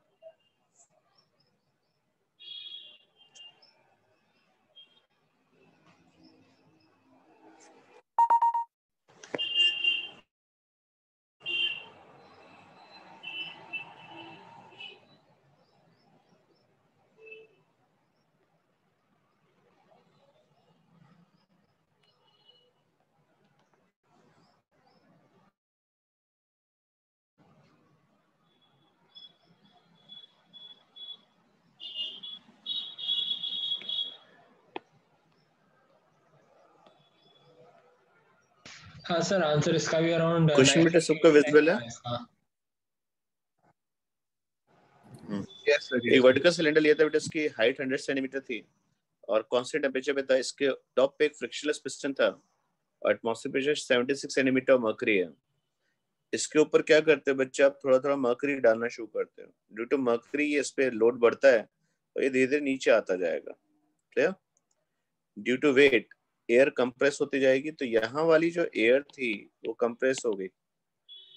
तो क्वेश्चन पूछा था मर्करी कॉलम कितना मैक्सिमम मर्करी रख सकते हैं। मैक्सिमम मर्करी मतलब एक पॉइंट के बाद पिस्टन नीचे जाने से मना कर देगा, ठीक है ना। तो आपसे ये मर्करी की हाइट पूछी गई थी कितनी होनी चाहिए। डन है? Yes sir. Yes sir.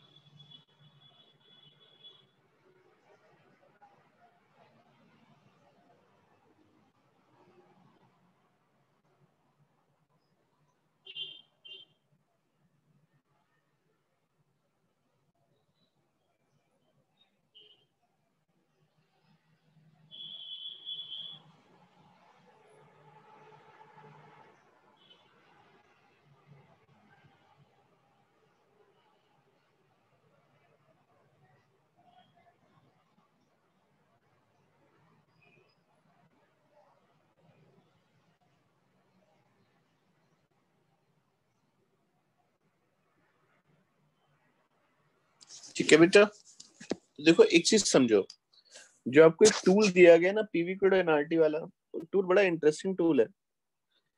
मैं आपसे बात करूं कहीं पे आपको जब भी इस तरह के सवाल आए तो आप देखो ये ट्रैप्ड गैस है, ये गैस लीक तो नहीं कर सकते, गैस कंप्रेस हो सकती है। तो अगर कोई पूछे नंबर ऑफ मोल्स क्या रहेंगे सर, कांस्टेंट रहेंगे इसमें। ऑब्वियसली आप जो ये मर्करी की पोरिंग कर रहे हैं उसमें टेम्परेचर भी कांस्टेंट है। तो जो आइडियल गैस लॉ है वो पीवी इक्वल टू एनआरटी आपको हेल्प करता है कि नंबर ऑफ मोल्स भी नहीं चेंज हो रहे, टी भी नहीं चेंज हो रहा है, तो पीवी की वैल्यू क्या होगी बच्चे यहाँ से, कांस्टेंट। तो कोई पूछे सर गैस की जो पुरानी स्टेट थी और जो गैस की नई स्टेट है उनमें क्वांटिटीज को हम कोरिलेट कर सकते हैं।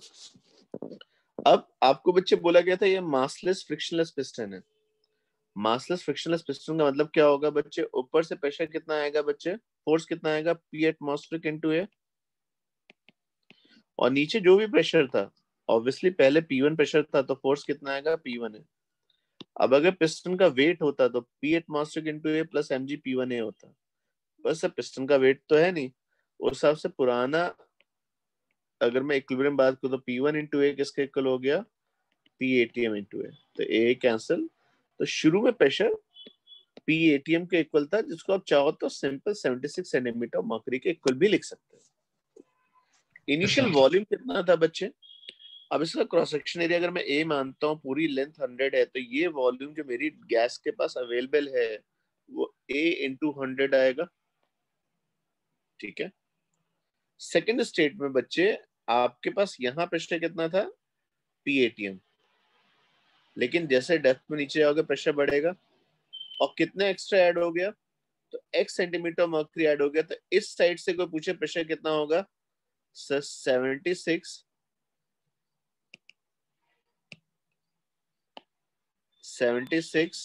प्लस रो जी प्लस एच। एक्स ना अब सारी चीजें मर्करी कॉलम में तो डील कर रहे हो, तो ऊपर से प्रेशर आ जाएगा 76 प्लस एक्स और एरिया से मल्टीप्लाई कर तो फोर्स आ गया, और नीचे जो होगा P2 इंटू ए होगा। तो बताओ कि जब आपकी गैस कंप्रेस स्टेट में सेकंड स्टेट की बात करी जाए, जब आपका अब मर्करी आप और नहीं डाल सकते हैं, तो P2 इंटू ए किसके इक्वल हो गया, 76 प्लस एक्स इंटू ए आ गया ना। तो ए कैंसिल हो गया, तो नया प्रेशर कितना हो गया सर, 76 तो मर्करी कॉलम का पहले प्रेशर था, सॉरी पहले एटमॉस्फेरिक प्रेशर था, अब उसमें 76 और एक्स और ऐड हो गया। क्या आपको लगता है गैस कंप्रेस हो गई है? हाँ सर। जो पहले लेंथ 100 अवेलेबल थी वो लेंथ अब 100 माइनस 6 हो गई, तो वॉल्यूम कितना हो जाएगा 100 माइनस 6 इंटू ए। तो दो चीजें, पहले गैस का प्रेशर अंदर ट्रैप्ड 76 था, वॉल्यूम ए इंटू 100 था। अब मर्करी पोर करने से मेरा प्रेशर 76 प्लस एक्स और मेरा वॉल्यूम इस बार कम हो गया। क्लियर? ऑब्वियसली यहाँ से ए कैंसिल हो जाएगा, तो 76 into 100 is equal to 76 plus X into 100 minus X लिखोगे। सॉल्व करें बेटा, तो सॉल्व करने पर देखोगे बहुत अच्छा सा रिलेशन आएगा आपके पास। 76 इंटू 100 7600 इधर आ गया, 76 इंटू 100 7600 इधर आ गया, माइनस 76 एक्स आया, प्लस 100 एक्स आया, और एक्स स्क्वायर आया। कुछ कैंसिल होगा, ये टर्म कैंसिल, तो आपके पास वैल्यू आ जाएगी बच्चे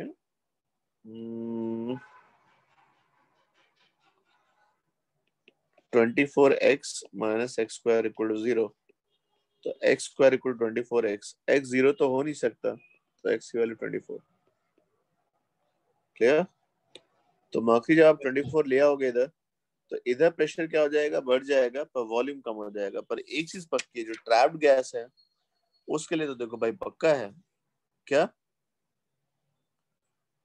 हमेशा कांस्टेंट P1 रहेगा। V1 equal to P2 V2। Clear? तो हम लोग इस तरह के बहुत सारे क्वेश्चंस हमें करने हैं, हम डिस्कस भी करेंगे, प्रॉब्लम क्लास में भी कवर करेंगे, पर अभी के लिए हम इसमें इतना ही रखते हैं। ठीक है? P1 V1 equal to P2 V2 या PV इक्वल टू एनआरटी एक बड़ा ही बढ़िया चीज है, एक टूल है, आप यूज करिए। गैस लीक कर गई है तो प्रेशर कम हो गया, तो टूल यूज कर लीजिए। सर गैस को कंप्रेस कर दिया, उसका वॉल्यूम कम हो गया, नया प्रेशर बताइए, तो PV equal to NRT use कर लीजिए। ठीक है? तो ये आपका आइडियल गैस इक्वेशन है जो आपके हमेशा एप्लीकेबल है। Done? Yes sir. Yes. Next discussion आता है बच्चे यहाँ पर डिस्ट्रीब्यूशन ऑफ मॉलिक्यूलर स्पीड्स।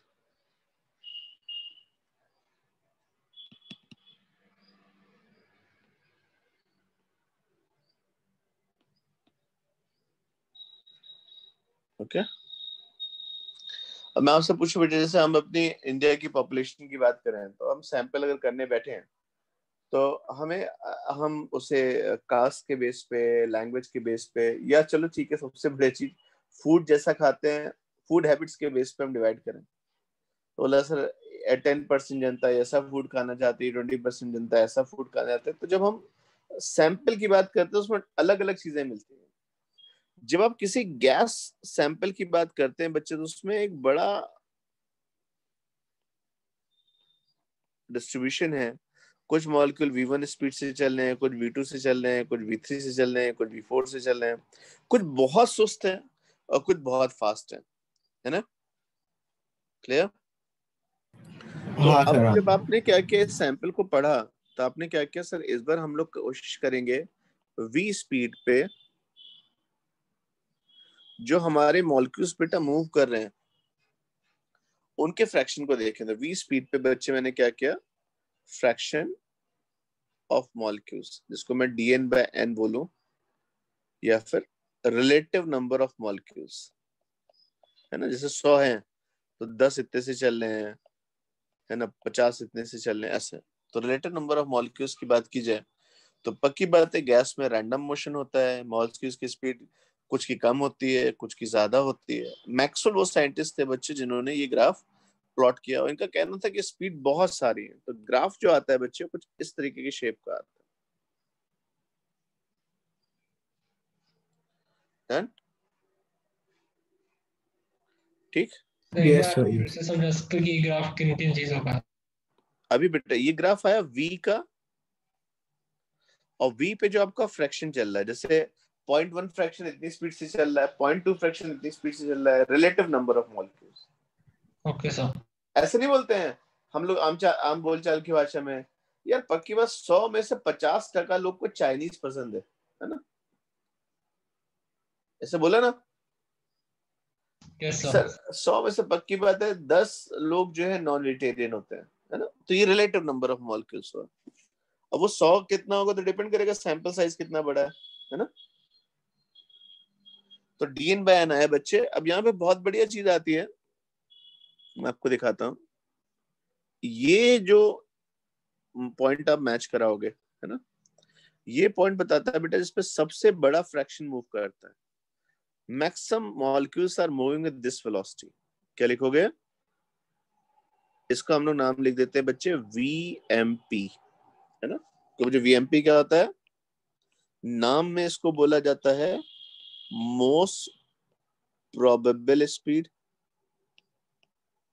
ठीक। और इसका मतलब क्या हुआ सर? मैक्सिमम मॉलिक्यूल्स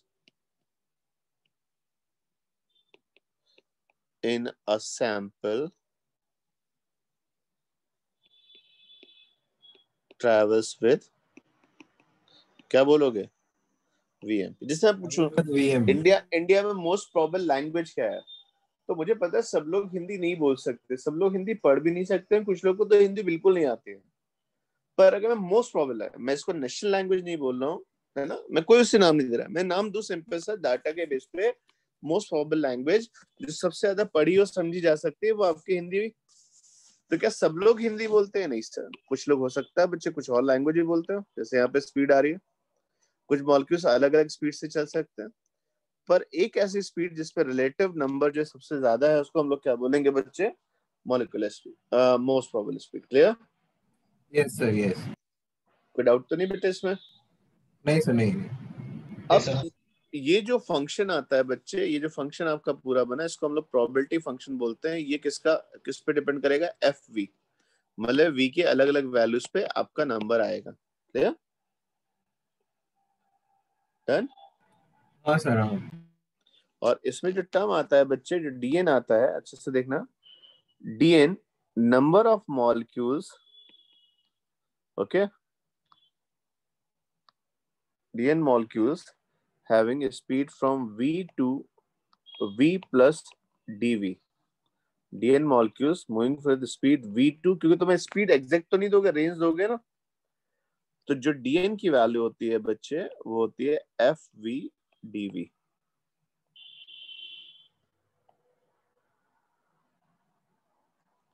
डन है? Yes sir. Yes sir. ठीक है ना। अब मैं आपसे अगर पूछूं बच्चे, एक पर्टिकुलर स्पीड पे चलने वाले मॉलिक्यूल्स का नंबर ये है, तो टोटल क्या होगा? तो टोटल मास से कहते हैं आप इंटीग्रेट करो, इंटीग्रेशन ऑफ डीएन करो, इंटीग्रेशन ऑफ डीएन करोगे तो इंटीग्रेशन ऑफ एफवीडीवी आएगा। सर बहुत छोटी स्पीड से लेके सारी स्पीड तक, अब लो से हाई तक को हम मैथ्स में 0 to infinity स्पीड अगर काउंट करें, हालांकि इन्फिनिटी नहीं अलाउड है, पर तब भी हाई स्पीड अगर लिखें तो ये आपका आंसर आ जाएगा सैंपल साइज का। सैंपल साइज समझ आया बेटा? कितने मॉलिक्यूल्स हैं, तो कितने मॉलिक्यूल्स होंगे बच्चे, उसकी वैल्यू बच्चे ये आती है। क्लियर? एंड नॉट क्या हुआ? Sample size. जब तुमने, अरे सैंपल साइज समझ में आया ना? हाँ सर, समझ टोटल लो नंबर ऑफ तुमने मॉलिक्यूल्स। तुमने उस बर्तन के अंदर अगर 44 ग्राम CO2 डाली थी, है ना, तो 44 ग्राम CO2 मतलब 1 मोल CO2 डाली थी, कि टोटल 1 कितने थे? मोल। तो 1 मोल थे, 6.02 into 10^23 तुमने मॉलिक्यूल्स उसके अंदर बंद किए थे। ठीक है ना? Yes sir, any molecules. Done है? Yes sir, yes. Yes sir. तो अब एक सबसे बार ज्यादा मॉलिक्यूल्स फिर से एक जितने बार चल... हाँ बच्चे, सर जो आपने लास्ट में एन नॉट का फॉर्मूला रखा है ना, एक बार वो समझा दो, वो इंटीग्रेशन वाला पार्ट। ये वाला पार्ट बेटा, वो कह रहे हैं कि ऐसा समझो, नहीं सर, इसके इतने नीचे, इसके नंबर नीचे। इतनी स्पीड से चलते हैं, ये नंबर आ गया। Yes sir. टोटल मॉलिक्यूल्स कितने होंगे आप उससे इंटीग्रेट करोगे। Yes sir. लिमिट हमेशा जो डी के साथ आता है वो रखा जाता है, तो लो स्पीड से हाई स्पीड तक इंटीग्रेट करोगे तो आपको जो सैंपल मिलेगा कि मेरे पास कितने मॉलिक्यूल्स से, वो मिल जाता है। Okay sir. Clear? Yes sir. तो मेरी बात समझने की कोशिश करो बच्चे, ये डीएन जो है, डीएन बताता है, ऐसे समझो कि एफ बी तो इसकी हाइट हो गई, है ना, ये आपके पास वाई आया, देखो मैं तुम्हें दिखाता हूँ, शायद मेरी बात तुम्हें और अच्छे समझ में आ जाए। मैं यहाँ पे थोड़ी सी थिक लाइन खींचता हूँ, बात समझना। ये थिक लाइन क्या बताएगी बेटा, अच्छे से देखो, इसकी हाइट क्या होगी, एफ वी, इसकी चौड़ाई क्या होगी, डीवी। तो एफ वी डिस्ट्रीब्यूशन फंक्शन से v से v प्लस डीवी के बीच में कितने मॉलिक्यूल्स चल रहे होंगे, वो एरिया होगा। ठीक, अब ऐसे सारे छोटे छोटे एरियाज अगर तुम जोड़ते जाओगे तो क्या तुम्हें टोटल एरिया मिल जाएगा? तो टेक्निकली को पूछे, ये टोटल एरिया होता है बच्चे, टोटल जो आपको दिख रहा है सामने, ये टोटल एरिया किसके इक्वल होगा, बोलो? एन नॉट के इक्वल। Okay sir. ठीक है? Yes sir. अब प्रोबेबिलिटी जो डिस्ट्रीब्यूशन फंक्शन था, ये जो हमारे पास मैक्सवेल ने जो दिया था उस जमाने में, एफ ई, ये वैल्यू बच्चे मैं बहुत ज्यादा नहीं आपको समझाऊंगा, मुद्दे की बात बस याद रखना जो आता है वो some constant into V square into some constant divide by t to power 3/2 into e to the power some constant k prime divided by t। ठीक, ये क्लियर है? Yes sir. Yes sir. इसमें एक चीज बच्चे और आपकी थी, मैं e की पावर बेटा साफ साफ लिख देता हूँ कि उसमें आपको जरूरत पड़ेगी मेरी, ये mv square divide by 2RT आती है। क्लियर? यहाँ पे m क्या होता है बेटा, मोलर मास होता है, r क्या होता है, टेम्परेचर, बाकी कांस्टेंट बेटा मैंने सब उड़ा दिए हैं। ठीक है ना? तो जो डिस्ट्रीब्यूशन फंक्शन है बेटा वो इस तरीके से आता है। क्लियर? अब इसमें मैं तुम्हें, जो मेरा एक्सपेक्टेड क्वेश्चन है एग्जाम में, हो सकता है कभी ये फंक्शन देके, कभी ये फंक्शन देके आपसे मोस्ट प्रोबेबल स्पीड पूछ ली जाए। तो सबको पता है मोस्ट प्रोबेबल स्पीड वो होती है जिसपे डिस्ट्रीब्यूशन फंक्शन की वैल्यू क्या आती है, मैक्सिमम आती है। और सबको बच्चे कैलकुलस के हिसाब से पता है कि कहाँ पे आपका मैक्सिमम आएगा, जहां पे फर्स्ट डेरिवेटिव 0 होता है। तो अगर फर्स्ट डेरिवेटिव को बच्चे मैं 0 लिखूं, तो जहां मेरा फर्स्ट डेरिवेटिव 0 आएगा जिस स्पीड पे, उसको मोस्ट प्रोबेबल स्पीड बोलेंगे। तो क्या बच्चे आप मेरे साथ थोड़ा सा हिम्मत करके पढ़ सकते हो? थोड़ा सा, बस 1 मिनट की बात। जब आपने एक गैस सैंपल को पढ़ने की कोशिश करी तो आपके पास CV स्क्वायर आया, K/T⁻3/2 आया और e⁻−mv² RT आया। दिख रहा है बेटा? और आप चाहते हो जहां फर्स्ट डेरिवेटिव 0 होगा वो स्पीड हमारे पास है, क्योंकि तुमने टेम्परेचर फिक्स कर दिया है, तो ये टर्म भी तो कांस्टेंट हो गया ना। Yes Yes, sir. sir. Temperature, क्योंकि तुमने जब गैस सैंपल को पढ़ा है तो उस गैस सैंपल में क्या चीज कर दी होगी? एक तो लीक नहीं होने दोगे और टेम्परेचर फिक्स कर दिया। तो ये C और ये C दोस्त होके बाहर आ गए, तो एक C बाहर निकाल दे रहा हूं। तो d/dv of v² into e⁻−mv² 2RT जैसा आया। अच्छा, सब बच्चे कैलकुलस के महारथी लोग हो, सबको पता है पहला फंक्शन दूसरा फंक्शन, तो पहले फंक्शन को डिफरेंशिएट करेंगे और दूसरे वाले को टच नहीं करेंगे, है ना? Yes, sir. Product rule. हाँ, प्रोडक्ट रूल जो आता है। और फिर क्या करेंगे बच्चे? फिर कहेंगे v² से कहेंगे तुम खाली बैठो, तो हम e⁻−mv²/2RT को डिफरेंशिएट करेंगे। और उसको डिफरेंशिएट करोगे तो क्या आ जाएगा? पहले e⁻−x का डिफरेंशिएट e⁻x, फिर पावर डिफरेंशिएट करोगे। तो जब पावर डिफरेंशिएट करोगे तो आपके क्या आ जाएगा? -m/2RT और v² का डिफरेंशिएशन क्या हो जाएगा? 2v। क्लियर? क्या ये टर्म किसी स्पीड पे 0 हो सकता है? अच्छा, ये भाई साहब बेचारे बोर हो रहे हैं, कहते हैं मेरा तो कोई मतलब ही नहीं, क्योंकि मैं एक पॉजिटिव नंबर हूं, तो मुझे तो यहाँ से बाहर कैरी कर लो। तो आपके बच्चे बताना ब्रैकेट में क्या बचेगा? 2v, बोलो, minus 2v plus v square. नहीं, -2v³ -m/2RT अच्छा हो इंटू v³ इंटू 2v³। सही है ना? ठीक है। बोलो। हाँ यस सर, हाँ सर। समझ गया मैं, आपने वो आ रहा माइनस है। लिया ना अब ये राइट टर्म से। इसमें से क्या 2v भी कॉमन ले लें? यस सर, 2v कॉमन ले लोगे तो वैल्यू क्या जाएगी? 1-m/2RT into v²। तो ये कब 0 होगा? तो जब v² की वैल्यू क्या होगी? 2RT/m। तो किसी गैस सैंपल की अगर मैक्सवेल डिस्ट्रीब्यूशन फॉलो कर रहा है तो उसकी मोस्ट प्रोबेबल स्पीड कितनी होती है? √2RT/m। सर √2RT/m जिसमें उसका डिस्ट्रीब्यूशन फंक्शन मैक्सिमम आता है, जहां पे maximum relative number of molecules, सबसे ज्यादा मॉलिक्यूल स्पीड पे चलते हैं, उसको हम लोग क्या बोलते हैं? Most probable speed. Sir yes. Sir ये फॉर्मूला इनफैक्ट हम केमिस्ट्री में पढ़ चुके हैं, बट मेरे को इसका ये इतना डेरिवेशन नहीं पता था। मतलब मैंने तो बस ये पता था कि 2RT/m का स्क्वायर रूट होता है नहीं मोस्ट बच्चे, प्रोबेबली। मैं भी देखो डेरिवेशन, मैं फिर से कह रहा हूँ डेरिवेशन काम का नहीं है, पर तुम्हें वो सेंस पता लगना चाहिए, क्योंकि कल को एग्जाम में जेई यहाँ बैठा हुआ है, वो कहेगा मैक्सवेलियन डिस्ट्रीब्यूशन नहीं, क्योंकि ये फंक्शन तो टफ है ना? हाँ सर, पर हाँ कोई तुम्हें इजी फंक्शन दे दे और वो फंक्शन देके तुमसे पूछ ले बताओ भाई मोस्ट प्रोबेबल स्पीड क्या होगी, तब थोड़ी ना √2RT/m आएगी, हाँ सर, आप सही कह रहे हैं। है ना? तो वो तो जब वो कॉन्सेप्ट्स पे जाते हैं बच्चे, तो फिर वो एक एक चीज की एक हिंदी में वर्ड होती है, बखिया उधेड़ते हैं। दे गो इन डेप्थ, वो नहीं छोड़ेंगे तुम्हें। वो कहेंगे एनसीईआरटी में लाइन लिखी है तो तुम्हें बात आनी चाहिए, और वो बहुत टफ भी नहीं पूछेंगे, इट्स नॉट टफ, पर तुम्हें वो सेंस के लिए होना चाहिए कि मोस्ट प्रोबेबल स्पीड आई कैसे। तो मोस्ट प्रोबेबल स्पीड का मतलब बच्चे हुआ कि जब मैं उस मैक्स गैस सैंपल को डिस्कस कर रहा था, तो मेरे पास जो डिस्ट्रीब्यूशन फंक्शन आया था, है ना, एफ जो आया था, वो मेरा मैक्सिमम किसके लिए था? तो जिस स्पीड पे बच्चे मैक्सिमम होता है उसको हम लोग बोलते हैं मोस्ट प्रोबेबल स्पीड। और टेक्निकली अगर मैक्सवेलियन डिस्ट्रीब्यूशन है तो वैल्यू √2RT/m आती है। अब यहां से वो जैसे बोलते हैं ना, कहते नहीं, अब हम लोग अपना काम दिखाते हैं। मान लो तो यहाँ पर 300 केल्विन की टेम्परेचर पे ऑक्सीजन हो, है ना, और मान लेते हैं नियॉन हो, और मान लेते हैं हीलियम है, तो तीनों के ग्राफ बताइए कैसे होंगे? तो अब दिमाग में आता है ऑक्सीजन के लिए मॉलिक्यूलर वेट आता है बेटा 32 जैसा आ जाएगा, नियॉन के लिए चेंज होगा, हीलियम के लिए तो 4 ही आएगा। तो आपने कहा कि सर तीनों का सेम टेम्परेचर, तो ग्राफ कैसे होंगे?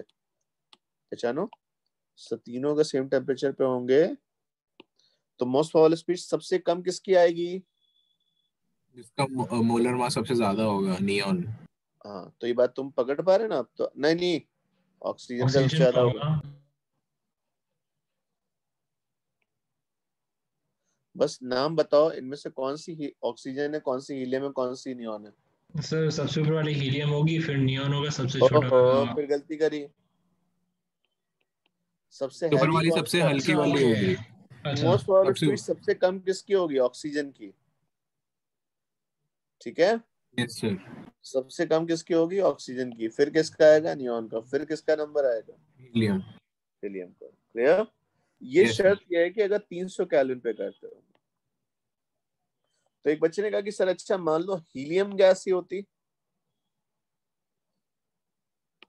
अगर हीलियम गैस ही होती और मैं टेम्परेचर में खुराफात करता, ठीक है ना, तो बताओ कौन सा टेम्परेचर बच्चे, अगर ये T1 टेम्परेचर का ग्राफ है, T2 टेम्परेचर ग्राफ है, तो T1 और T2 में क्या रिलेशन होना चाहिए? T1 greater than T2। नहीं, वी उल्टा हुआ ये ना तो। हीलियम गैस फिक्स है बच्चे, इस बार गैस फिक्स है। जितना टेम्परेचर ज्यादा होगा उतना मोस्ट प्रोबेबल स्पीड क्या होगी? हिंदी में बताओ। टेम्परेचर ज्यादा होगा तो ज्यादा मोस्ट होगी, प्रोबेबल ज्यादा स्पीड होगी। ज्यादा होगी। तो फिर T1 इज लेस देन तो T2। मोस्ट प्रोबेबल स्पीड बेटा T2 की ज्यादा आ रही है ना। Yes sir, yes. ये देखो ना, मोस्ट प्रोबेबल स्पीड किसकी ज्यादा आ रही है? T2 की ज्यादा है। 2 की ज्यादा है 1 के कंपैरिजन में। तो T2 ग्रेटर देन T1 होगा। लेकिन एक मजेदार बात, अगर मैं तुमसे पूछूं इसका बाउंडेड एरिया और इसका बाउंडेड एरिया, किसका बाउंडेड एरिया बेटा ज्यादा होगा? सर वो तो पहले वाले का होगा शायद। ना, एरिया दोनों का सेम होगा क्योंकि सेम ही एरिया रहना चाहिए। रिप्रेजेंट करता है नंबर ऑफ मॉलिक्यूल्स को। गैस को तुम गर्म कर रहे हो, लीक थोड़ी ना होने दे रहे हो। हाँ सर, एक कंटेनर में उसे हाँ, 300 तो पे अब रखे तुम्हें या एक बहुत 600 बढ़िया पे चीज, रखे। अब वो बिल्कुल जैसे बोलते हैं ना, घुस घुस के बात करेंगे सर। T1 टेम्परेचर पे जो मॉलिक्यूल्स का फ्रैक्शन मूव कर रहा था MP पे, T2 पे मोस्ट प्रोबेबल स्पीड बढ़ गई है, पर मोस्ट प्रोबेबल स्पीड पे चलने वाला फ्रैक्शन क्या हो गया है? वो कम हो गया है। कम हो गया। आ रही बात समझ में? हाँ सर। As you heat up the gas, जो मोस्ट प्रोबेबल स्पीड होगी बढ़ेगी, पर फॉलोवर भी कम होंगे। टेम्परेचर बढ़ने पे मोस्ट प्रोबेबल स्पीड बढ़ेगी, पर जो फॉलोवर्स का संख्या होगा, जो फ्रैक्शन होगा, वो क्या हो जाएगा? कम हो जाएगा। हाँ, मतलब वो स्पीड पे चलने वाले जो फ्रैक्शन ऑफ मॉलिक्यूल्स होंगे वो घट घट चुके हैं। फॉलोअर्स समझ गए ना? फॉलोअर्स का मतलब उस स्पीड को फॉलो करने वाले लोग कम हो जाएंगे। Yes sir, yes. ठीक है, हाँ सर, फिर भी वो अपने गैस में वो मैक्सिमम में रहेंगे, मतलब चाहे वो रिलेटिवली हाँ। कम हो गए दूसरे के कंपैरिजन में, बट है ना सर। हाँ, ठीक है। Yes sir, yes. आई बात समझ में बेटा? अब क्या होता है बेटा, जैसे मैं बात करूं कि किसी भी जब बड़ी चीज आती है, इसको आप लोग अपने पेरेंट्स से डिस्कस करेंगे, वो कहते हैं जब स्टैटिस्टिक्स पे बात आती है, तो स्टैटिस्टिक्स में एक ही चीज को पढ़ने के बहुत सारे तरीके होते हैं। जैसे एक मोस्ट प्रोबेबल स्पीड हुई, तो वहीं पे आपके पास एक टर्म आता है बेटा एवरेज स्पीड का। एवरेज स्पीड क्या होता है बच्चे? सिंपल, जितने भी गैस मॉलिक्यूल्स हैं सबकी स्पीड का वेलोसिटी का एवरेज, और वेलोसिटी नहीं, वेलोसिटी का मैग्नीट्यूड का एवरेज जोड़ते जाइए और n से डिवाइड कर दीजिए।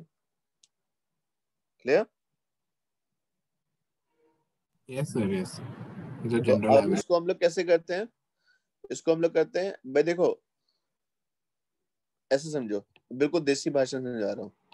100 की स्पीड से चलने वाले, बिल्कुल बनिए की गणित, 100 की स्पीड से 8 लोग चल रहे थे, 200 की स्पीड से सर 16 लोग चल रहे थे, ऐसे मान लिया है ना। सर 150 की 50 की स्पीड से सर 6 लोग चल रहे थे, सर 400 की स्पीड से सर 4 लोग चल रहे थे, और डिवाइड बाय n, ऐसे जोड़ोगे तो एवरेज स्पीड आ जाएगी ना। यस सर, यस सर, तो आ अब मैं जाएगी। इसको अगर मैं मैथ्स में लेके आऊं, तो कितने परसेंट चल रहे हैं उस स्पीड से, वो निकाल दिया, है ना? हाँ सर, हाँ।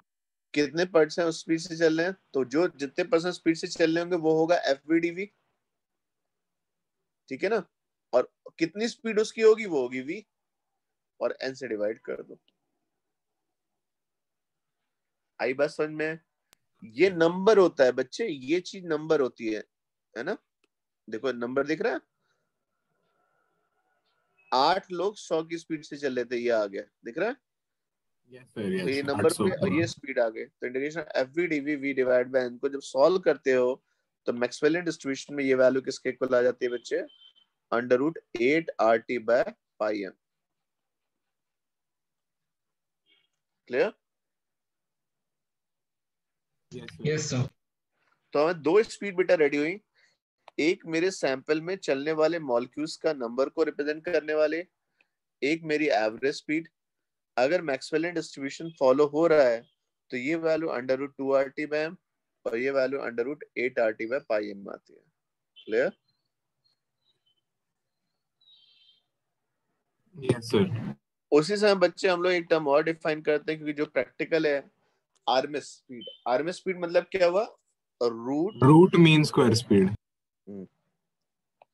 तो रूट मीन स्क्वायर स्पीड अगर बात की जाए तो इसको हम लोग वी आरएमएस बोलते हैं। और कैसे निकलेगा भाई? आपने जो मॉलिक्यूल्स लिखे हैं उसमें एफ वी डी वी तो नंबर ऑफ मॉलिक्यूल्स था, जहां पे पहले वी स्क्वायर वी लिखा था उसके वी स्क्वायर लिख दीजिए, इंटीग्रेट करिए और एन से डिवाइड कर दीजिए। सॉल्व करने पे वैल्यू बच्चे मैक्सवेलियन डिस्ट्रीब्यूशन में under root 3 RT by M के इक्वल आती है। Clear? Yes sir, yes. Sir हमें मैक्सवेलियन डिस्ट्रीब्यूशन के ऊपर क्वेश्चन मतलब आएगा कि लाइक डायरेक्टली फॉर्मूला कर लें तो मतलब रटना नहीं है बेटा, क्योंकि बस जस्ट समझा दिया कहाँ पे मैक्सिमम हो सकता है, पॉइंट याद रखिए। ठीक है ना? क्योंकि वो मुझे ही नहीं याद होता है बच्चा आसानी से, मैं आपसे कैसे एक्सपेक्ट करूंगा, है ना? आपको बस रिजल्ट याद रखना है। Under root 2 RT by M आता है बच्चे, RMS speed under root 3 RT by M आता है, और जो एवरेज स्पीड आता है, एवरेज वेलोसिटी नहीं, एवरेज वेलोसिटी तो जीरो होती है क्योंकि रैंडम मोशन होता है ना। तो एवरेज स्पीड जो है बच्चे वो under root 8 RT by M आता है। Done? Sir 8 RT by pi M था sir. Sorry 8 RT by pi M था। डन है? Yes sir, yes. तो ये पॉइंट क्लियर है बेटा सबको? Yes sir. अच्छा, नेक्स्ट डिस्कशन आता है बच्चे। हाँ बोलो, बोलिए।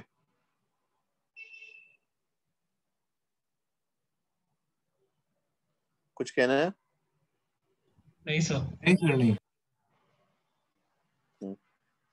अब बच्चे क्या होता है, ये जो नेक्स्ट डिस्कशन है आपका स्कूल का डेरिवेशन भी है कि प्रेशर बच्चे सबने पढ़ा, पर प्रेशर का जो एक्चुअल डिस्कशन है माइक्रोस्कोपिक लेवल पे कोई पूछे सर प्रेशर कैसे जनरेट होता है, उसके लिए बेटा ये कॉन्सेप्ट है, बहुत ही जेन्युइन सा कॉन्सेप्ट है ना? इन्होंने क्या किया,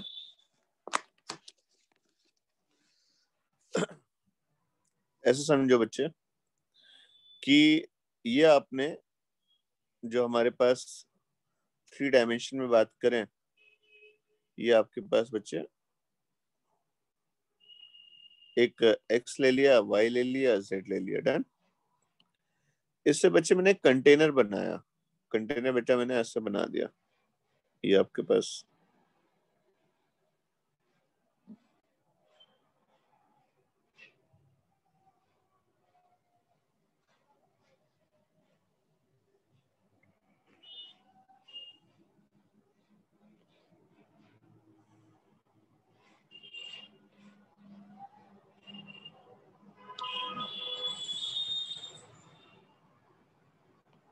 ठीक है।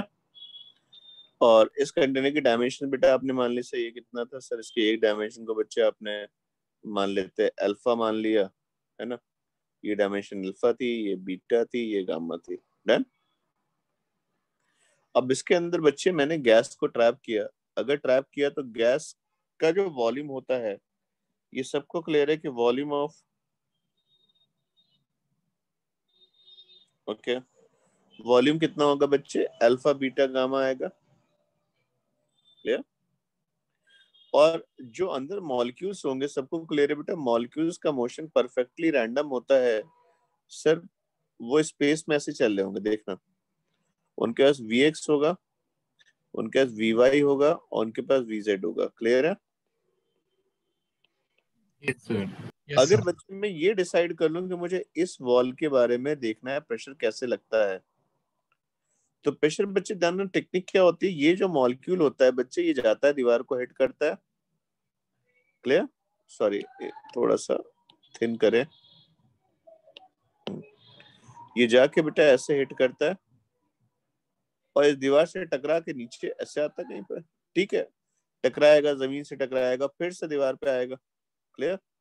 क्या जब ये दीवार से टकराएगा तो क्या उसका मोमेंटम में चेंज होगा? कुछ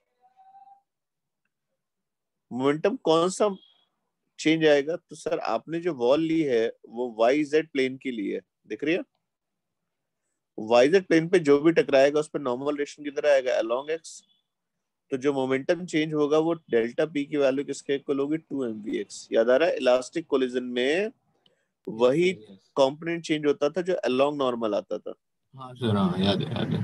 तो ये mvx से माइनस mvx हो जाएगा। mvx से माइनस mvx का मतलब 2mvx का चेंज। अच्छे भाई साहब जाएंगे ऐसे टकराएंगे, इनकी कभी क्या हॉरिजॉन्टल स्पीड चेंज हो पाएगी? नहीं सर। से इनके vx कभी चेंज नहीं होगी बेटा। दीवार से टकराओगे तो वैसे ही चेंज नहीं होनी है। जमीन से टकराओगे तो y चेंज होगा। इस दीवार से टकराओगे तो आपका x चेंज होगा। लेकिन कुल मिलाकर को पूछे, ये मॉलिक्यूल टकराने के बाद क्या दोबारा वापस आएगा दीवार पे? हाँ सर आएगा। कितनी देर बाद लौट के आएगा? तो सर L/Vx सामने वाली दीवार तक जाना और L/Vx लौट के आना। कितनी देर बाद टकराएगा? 2L/Vx टाइम बाद टकराएगा। क्लियर? तो average time between two collisions कितना आया इस मॉलिक्यूल के लिए? 2L/Vx। तो अगर average time between two collisions, तो फ्रीक्वेंसी ऑफ कोलिजन क्या होता है? फ्रीक्वेंसी सबको पता है 1 टाइम पीरियड होता है। तो ये Vx/2L आ गया। अब आपको पता है बेटा कि एक कोलिजन में इतना मोमेंटम चेंज है और इतने कोलिजन्स हो रहे हैं। तो क्या आप बच्चे बता सकते हो फोर्स कितना लगेगा? फोर्स कहां से आ गया सर? अरे फोर्स ले आ गया मोमेंटम में चेंज और पर सेकंड कितने कोलिजन्स। तो वैल्यू किसके इक्वल होगी? 2mvx² divide by 2L। 2 cancel और mvx²/L आ गया। क्लियर? Yes sir. तो ये सिंगल मॉलिक्यूल सामने वाली दीवार पे कुछ फोर्स लगाएगा। आपको वजह कितना फोर्स लगा रहा है? तो आपका आंसर आ गया mvx²/L। अब मैं आपसे पूछूं बच्चे, इस दीवार पे जब मॉलिक्यूल्स हिट करेंगे तो Vx बेटा मैंने आज आपको बताया था, क्योंकि रैंडम मोशन होता है तो Vx², Vy² और Vz² दो सब मिलके किसके इक्वल होता है? V²/3। पढ़ाया था आज? यस सर, क्योंकि रैंडमनेस यूनिफॉर्म हाँ, मतलब इक्वली रहता तो एक मॉलिक्यूल दीवार पे कितना फोर्स लगाएगा? mv²/3L। क्या आपको लगता है एक मॉलिक्यूल इसको हिट कर रहा होगा या कई सारे मॉलिक्यूल्स हिट कर रहे होंगे? कई सारे मॉलिक्यूल्स। तो सारे मॉलिक्यूल से टोटल प्रेशर फोर्स कितना आएगा? पहले वाले मॉलिक्यूल को V1 लिख दें, दूसरे वाले मॉलिक्यूल को V2 लिख दें, तीसरे वाले मॉलिक्यूल को V3 लिख दें। ठीक है? तो क्या कुछ कॉमन आएगा? V1² है। 3। plus V2², V3² and so on. Clear? Yes sir. अब मजेदार बात यह है बच्चे, दो चीजें मजेदार है। पहली बात तो गैस में फोर्स नहीं पड़ा जाता है, प्रेशर पड़ा जाता है। ठीक? और ये एक चीज समझना बच्चे, जो mv²/3L आया है उस 3L में कौन सी डायमेंशन बेटा x ट्रेवल करेगा? तो x जो आएगा अल्फा जाने का और अल्फा लौट के आने का। तो जहां पे बच्चे आपने L लिखा है वहां पे क्या आ जाएगा? 3α, V1², V2², V3² and so on. और प्रेशर किसके इक्वल होता है? Force divide by area. बच्चे बताओगे इस वॉल का एरिया कितना होगा?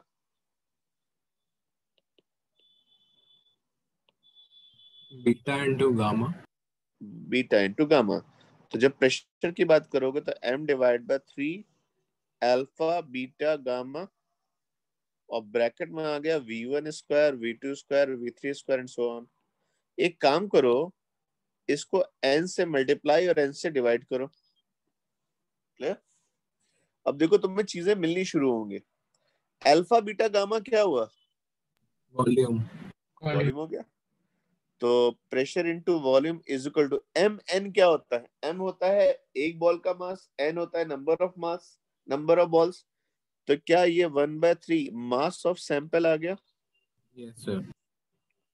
और v1 square plus v2 square plus v3 square, अगर तुम ध्यान से देखो तो क्या है? ये है मीन ऑफ स्क्वायर। तो टेक्निकली देखोगे तो वी आर में स्क्वायर बनेगा। तो गैस में जब सैंपल की बात करते हैं तो आज तक हमें क्या पढ़ाया गया था? बॉयल और चार्ल्स ने मिलके, सबने मिलके क्या सिखाया था? पीवी इक्वल टू क्या होता है? एनआरटी।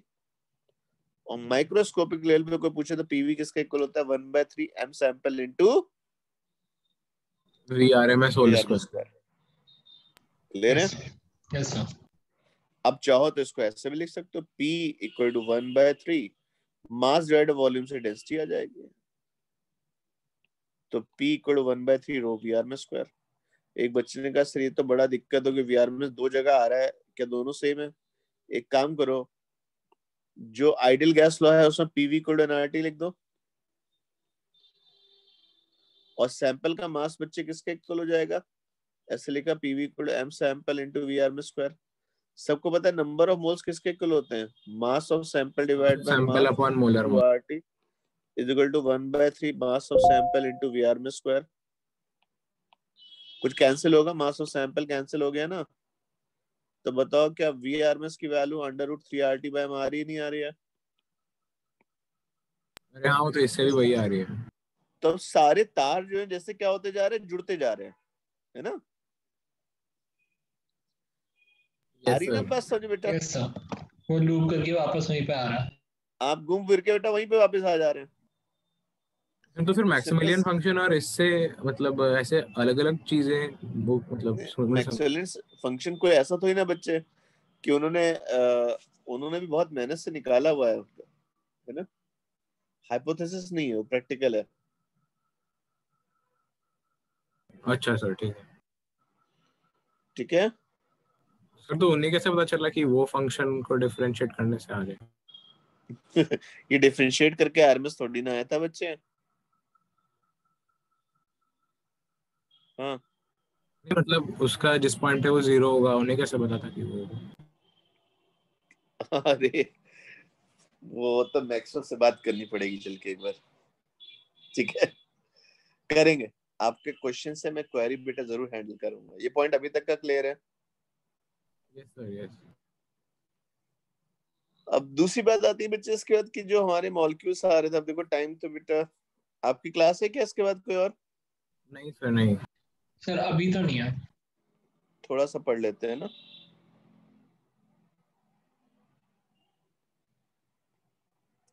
अभी जो गैस मॉलिक्यूल्स तुमने लिए थे, क्या इनकी कुछ काइनेटिक एनर्जी भी है?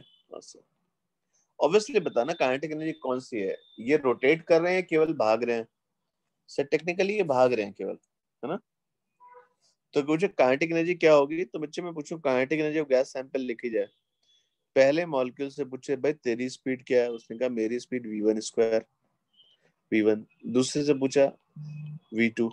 तीसरे से पूछा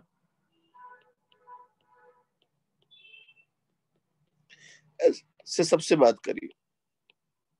जो चीज सेम है सबका मास सेम है, क्योंकि हमने पहले माना हाइपोथेसिस में कि सारे मॉलिक्यूल्स जो है वो आइडेंटिकल है। क्लियर?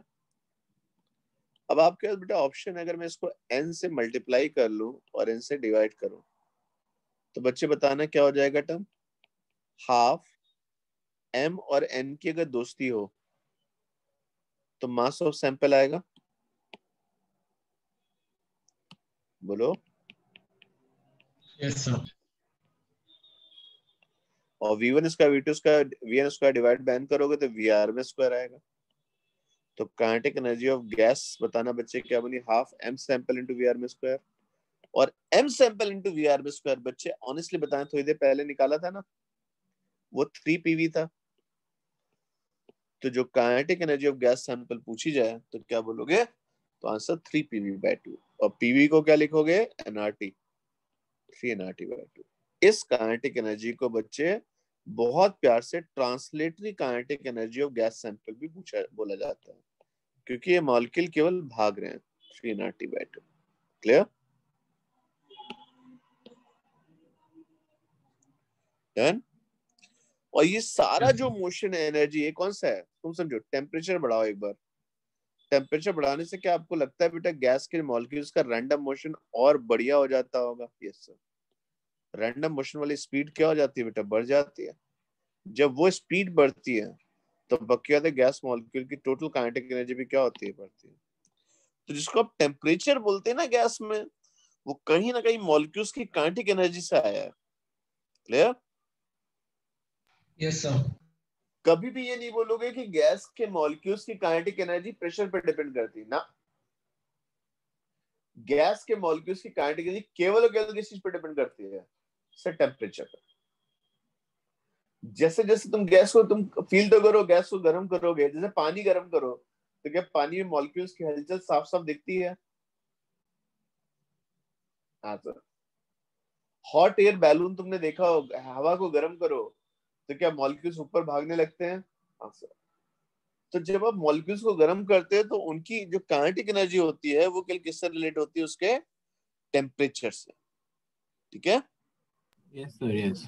सिर्फ कभी टेम्परेचर नहीं ही बोलोगे वो कि फैक्टर। काइनेटिक एनर्जी जो है सर प्रेशर पे डिपेंड करती है। फॉर्मूले में हो सकता है प्रेशर दिखे, है ना, पर कभी भी प्रेशर पे डिपेंडेंट नहीं होती है। ये पॉइंट क्लियर है?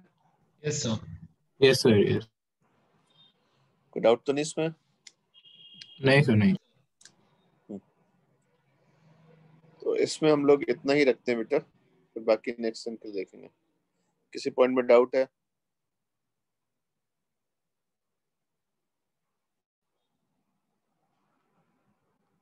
नहीं सर। नहीं सर, नहीं। स्कूल में हो गया सिलेबस आप लोग का? नहीं सर, अभी तो हम थोड़ा सा पीछे चल रहे हैं। अभी वेव्स, साउंड वेव्स ही चल रहा है। अच्छा।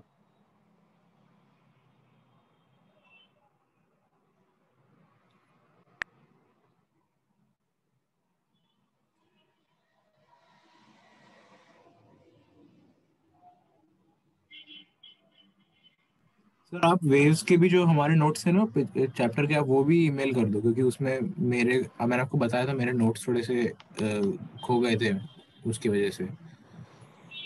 अभी कर रहा हूँ। वेव्स के खो गए हैं? हाँ सर, हाँ। हाँ, यस सर, यस।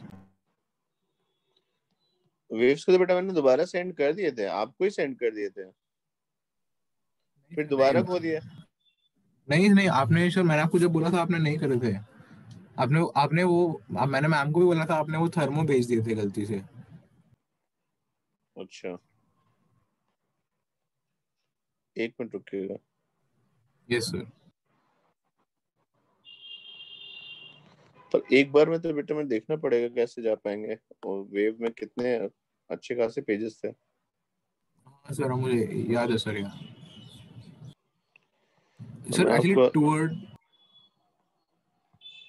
हम्म नहीं सर, आप बोल लो सर।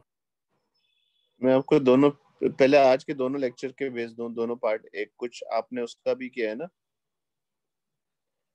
यस सर, आज उसका हीट ट्रांसफर। हीट ट्रांसफर के भी थोड़े से हैं।